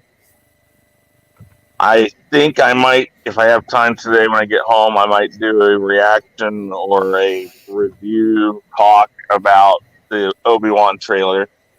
But the next scheduled stream that I am doing is probably going to be on Sunday for the wrap up. As long as everything is done, because I am currently I'm currently having to do a lot of work in my house to get it ready for a realtor to come and take pictures and stuff. So it all depends on if I have time to do that and stream on Sunday. I don't know yet. Right. But if I do, Sunday will be the next time I stream. And then I am planning on streaming on Sunday night on Hanstar's channel for Name That Tune Tryout. Cool. And we'll see how that goes, because I canceled it last week because of the having to clean and all that. And if I don't know. I have till Tuesday afternoon to get stuff done. Tuesday's my birthday, so I might take Tuesday off so I can finish up everything. But how old will you be then? Something between 1 and 100. Well, we know it's over 30. It is. That's all we know. I'll be 45. So, like I said, I'm not worried about that. I don't feel old. Doesn't bother me. You know, some people get bothered by age. Like I said, it is a number. Yes, do I hurt more than I did when I was 18? Absolutely. But like, I have had knee problems most of my life. I had back surgery when I was 30, so I've lived with that for a long time. Yeah, you know, that shit happens, but I'm able to go around. I'm able to enjoy stuff. I still play video games. I can still act like a immature 5-year-old. So I'm doing all right.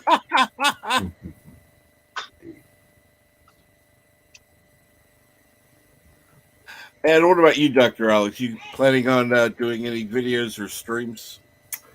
There are some videos I should make. Yeah, I have to balance it with writing. I should also be doing the writing. I said to Zvi Levesque in The Rabbi from Another Planet that I could explain why I thought that the Space 1999 theme tunes, both of them, sounded the way they did. They're both, what's tangos? They're both tango beat, which is really weird. But that's not really what I was going to talk about. I have a theory as to what the guy who was writing the themes was influenced by. So I might make a video about that, and it'll get copyright nobbled all over the place because there's been that music I'm using. But go on. What is that for? Space 1999. I don't know if you remember the cut. I was going to say puppet bass. It's not puppet bass. It was by Jerry Anderson who did all the puppet stuff. But that one, of course, he was with real actors in. But the music for both series is weird because it's a tango, and you think for an adventure series having a tango as the music is a bit odd, but it's also, there's something very strange about the way the music's put together, and it sounds very much like another piece of music that isn't that far away in time from it, slightly before it, and I think that's where they picked up the idea from. So that's what I might do. I'll try and make that if I find the time.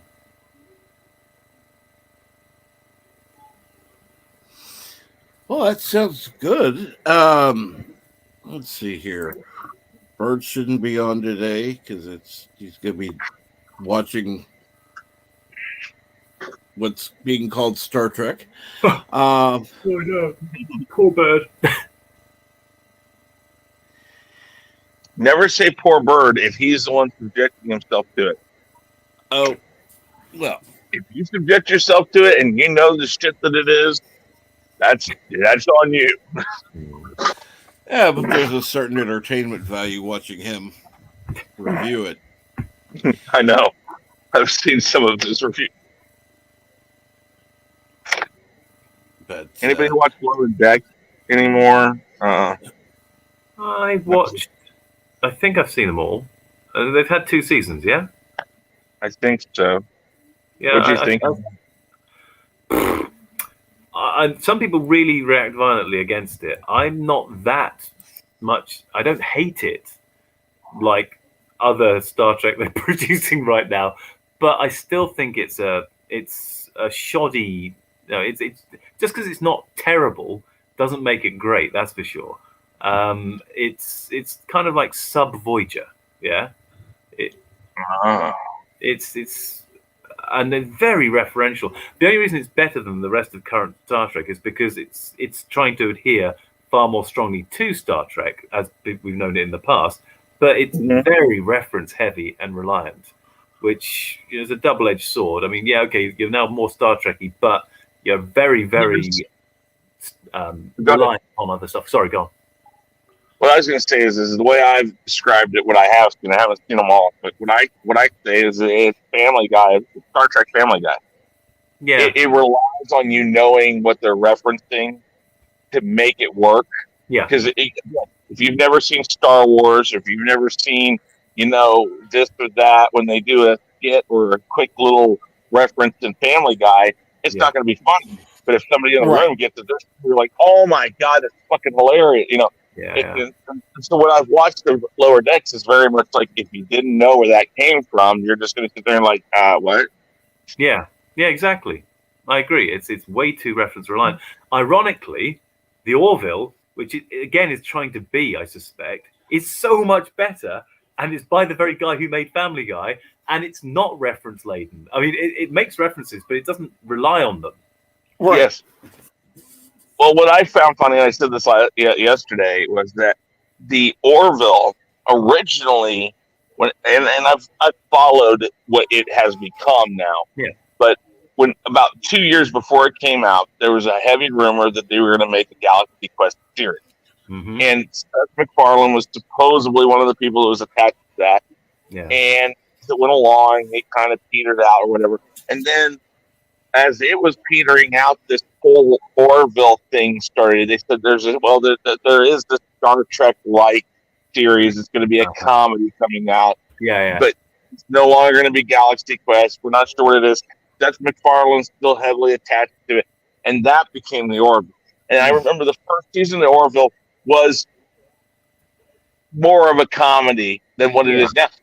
What happened is that they were doing things that were more Star Trek than Star Trek, and people went to it. And then Seth MacFarlane, give him credit, understood, wait a minute, I'm getting these Star Trek fans because I'm doing Star Trek better than Star Trek is doing.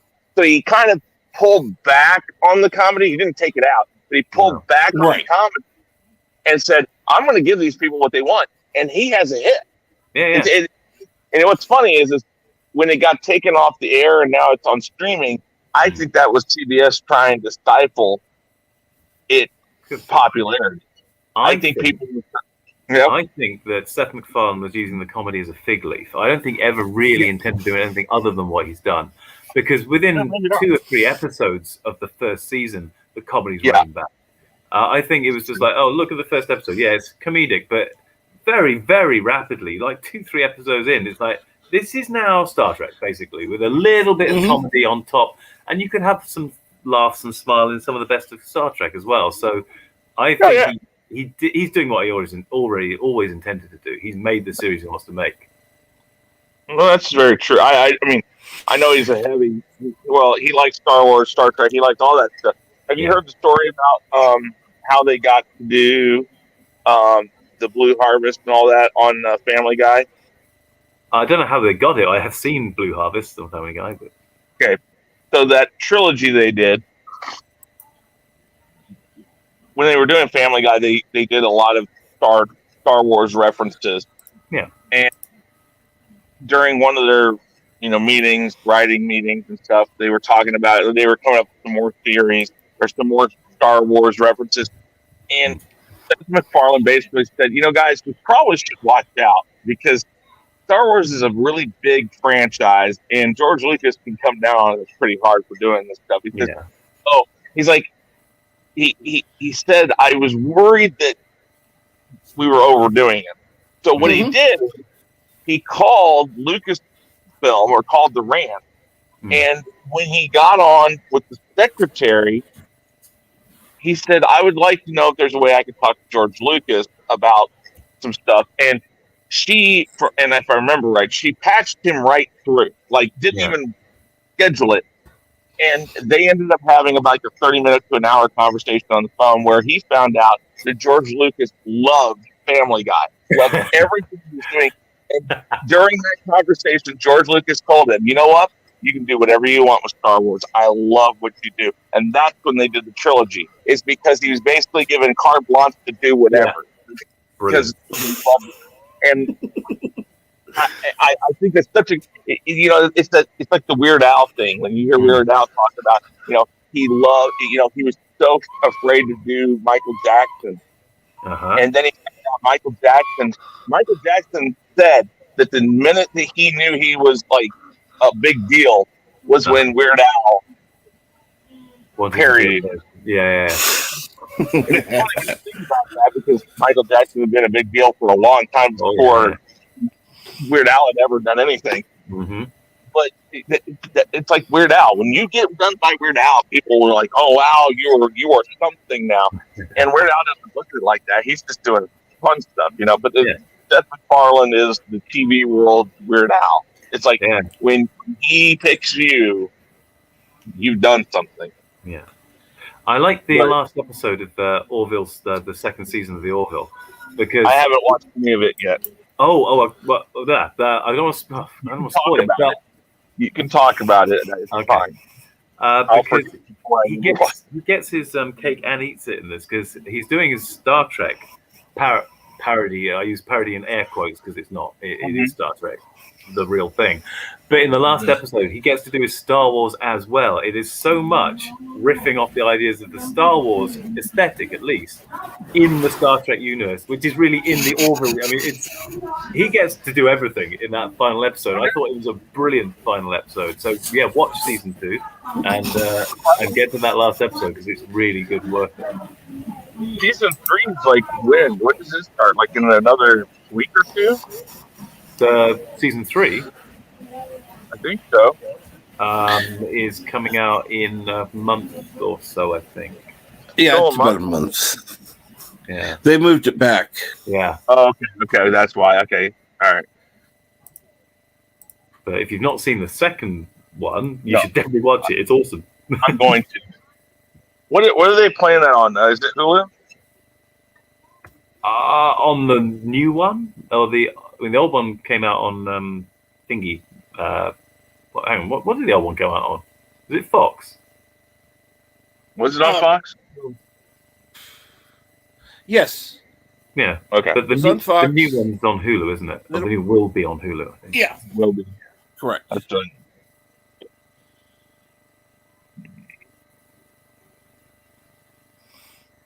But it'll be interesting to see what happens when it comes out. Yeah. I'm just surprised that it was thrown to a streaming service. I mean, I know a lot of things are going that route now, but I think it was from some of the stuff I've heard is that the Star Trek people the current showrunners were not happy that he was getting what they thought were their viewers. I would not be surprised by that at all, no. And they heavily petitioned Fox to pull back production on it. And that's why supposedly it took so long to get the second one, the second season, and then the third season. They had whatever issues. Mm-hmm. Supposedly that's why they've had issues, is because they've been messed with. Yeah. I think it's ridiculous. Again, I think that's something that Star Trek never used to do. They never used to determine what their viewers were or who their viewers were. They were there for everybody. If you wanted to come and watch it, come and watch it. Mm-hmm. But now, that's not how it is anymore. Oh, Kronos is saying I'm wondering why lurkers are here around. By the way, Kronos, have I lived up to your expectations as being tired as a dog and yet still coming on the stream?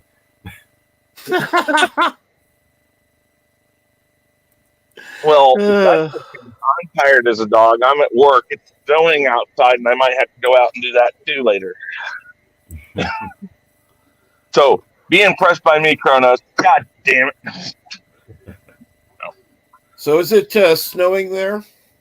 When I went outside last, or not outside, but when I looked out the window last, it didn't really look like it was doing much.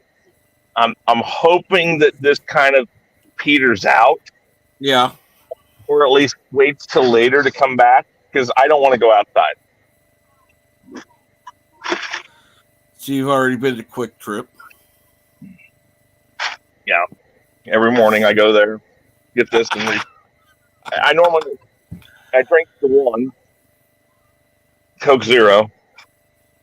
And since we don't have Coke Zero or Pepsi Max here where I work, I go in and I get like a half Pepsi, or Diet Pepsi, which is half the calories, half the sugar, but still just as bad for you.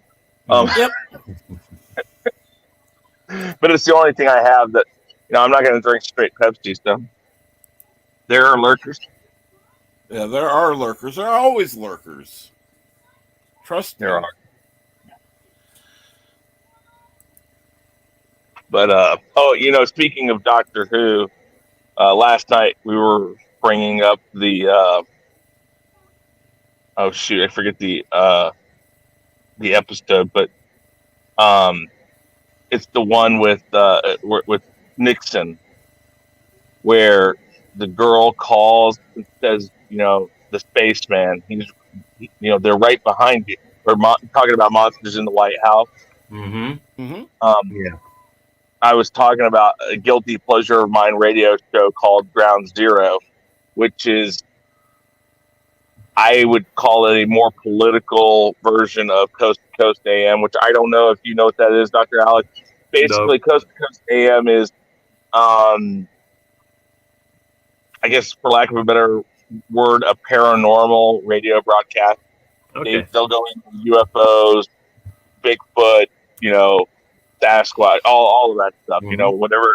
I'm sure you guys have mythical or cryptozoology creatures over there. I can't remember right offhand some of yours. We certainly used to have programs like that. Yeah. Right now, I haven't had a TV for like 10 years, so I'll get out. No, it's not TV. It's radio. It's on radio, and like from like midnight to 6 a.m. here in where we're at.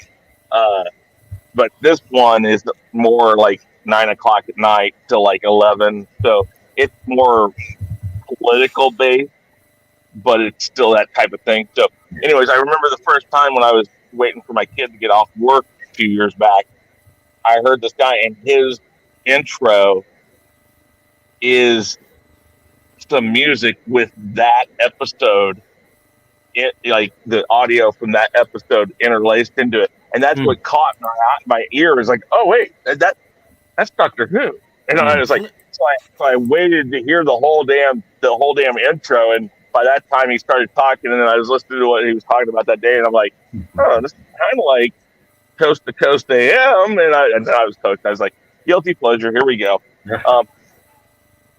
I mean, they go into the more political conspiracy, or not conspiracy, but political paranormal, I guess I would call it. Yeah. The outer fringes of politics and stuff like that. I don't know. I give credit to people who do that just because it's like, okay, your views are way out there. Very good. I believe in paranormal and stuff like that, but when it comes to this political theories, sometimes it's like, wow, how did you come up with that idea? Oh, it's true. I know it's true. They often credit politicians with too much intelligence and organization to have actually done the things they think they've done. They'll sit there and they'll give certain politicians too much credit for being in charge of more than they actually are. For instance, here in the States, the president. The president is always going to be wrong, but who's really doing most of the decisions is Congress, House of Lords, Parliament over in where you're at. But I think it's funny because I always tell people, when they blame the prime minister or something there, I said, technically you still blame the queen, because most of your guys'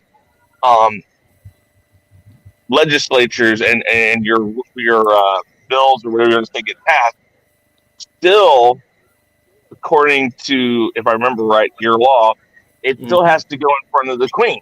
Now, granted, the queen it doesn't matter what the queen decides. She can say, I don't like it, and it's still going to pass. That's not the point. But I can't remember the ins and outs now either. Yeah, I think though, she still has to give her blessing on it. It's like, her title is purely ceremonial. She is a symbol of what the country has been for many, many years. And a walking rubber stamp, yes. Yeah, exactly, and it's symbolic, but a lot of people feel that that's necessary. But people give politicians way too much credit for a lot of things. Yeah, very true. But I'm going to have to duck out, I'm afraid. I was going to say, I'm going to have to go ahead and end this anyhow, because it's... Oh, in that case, I'll wait until you've done that. We've been going over 3 hours. Let's just 3 1/4, 3.5 at least. So anyhow, I do want to thank everybody for watching. Anybody who makes it this long in the replay, go ahead and leave a like, share, all that stuff. Definitely leave a comment. Thank you so much, and you have a great day.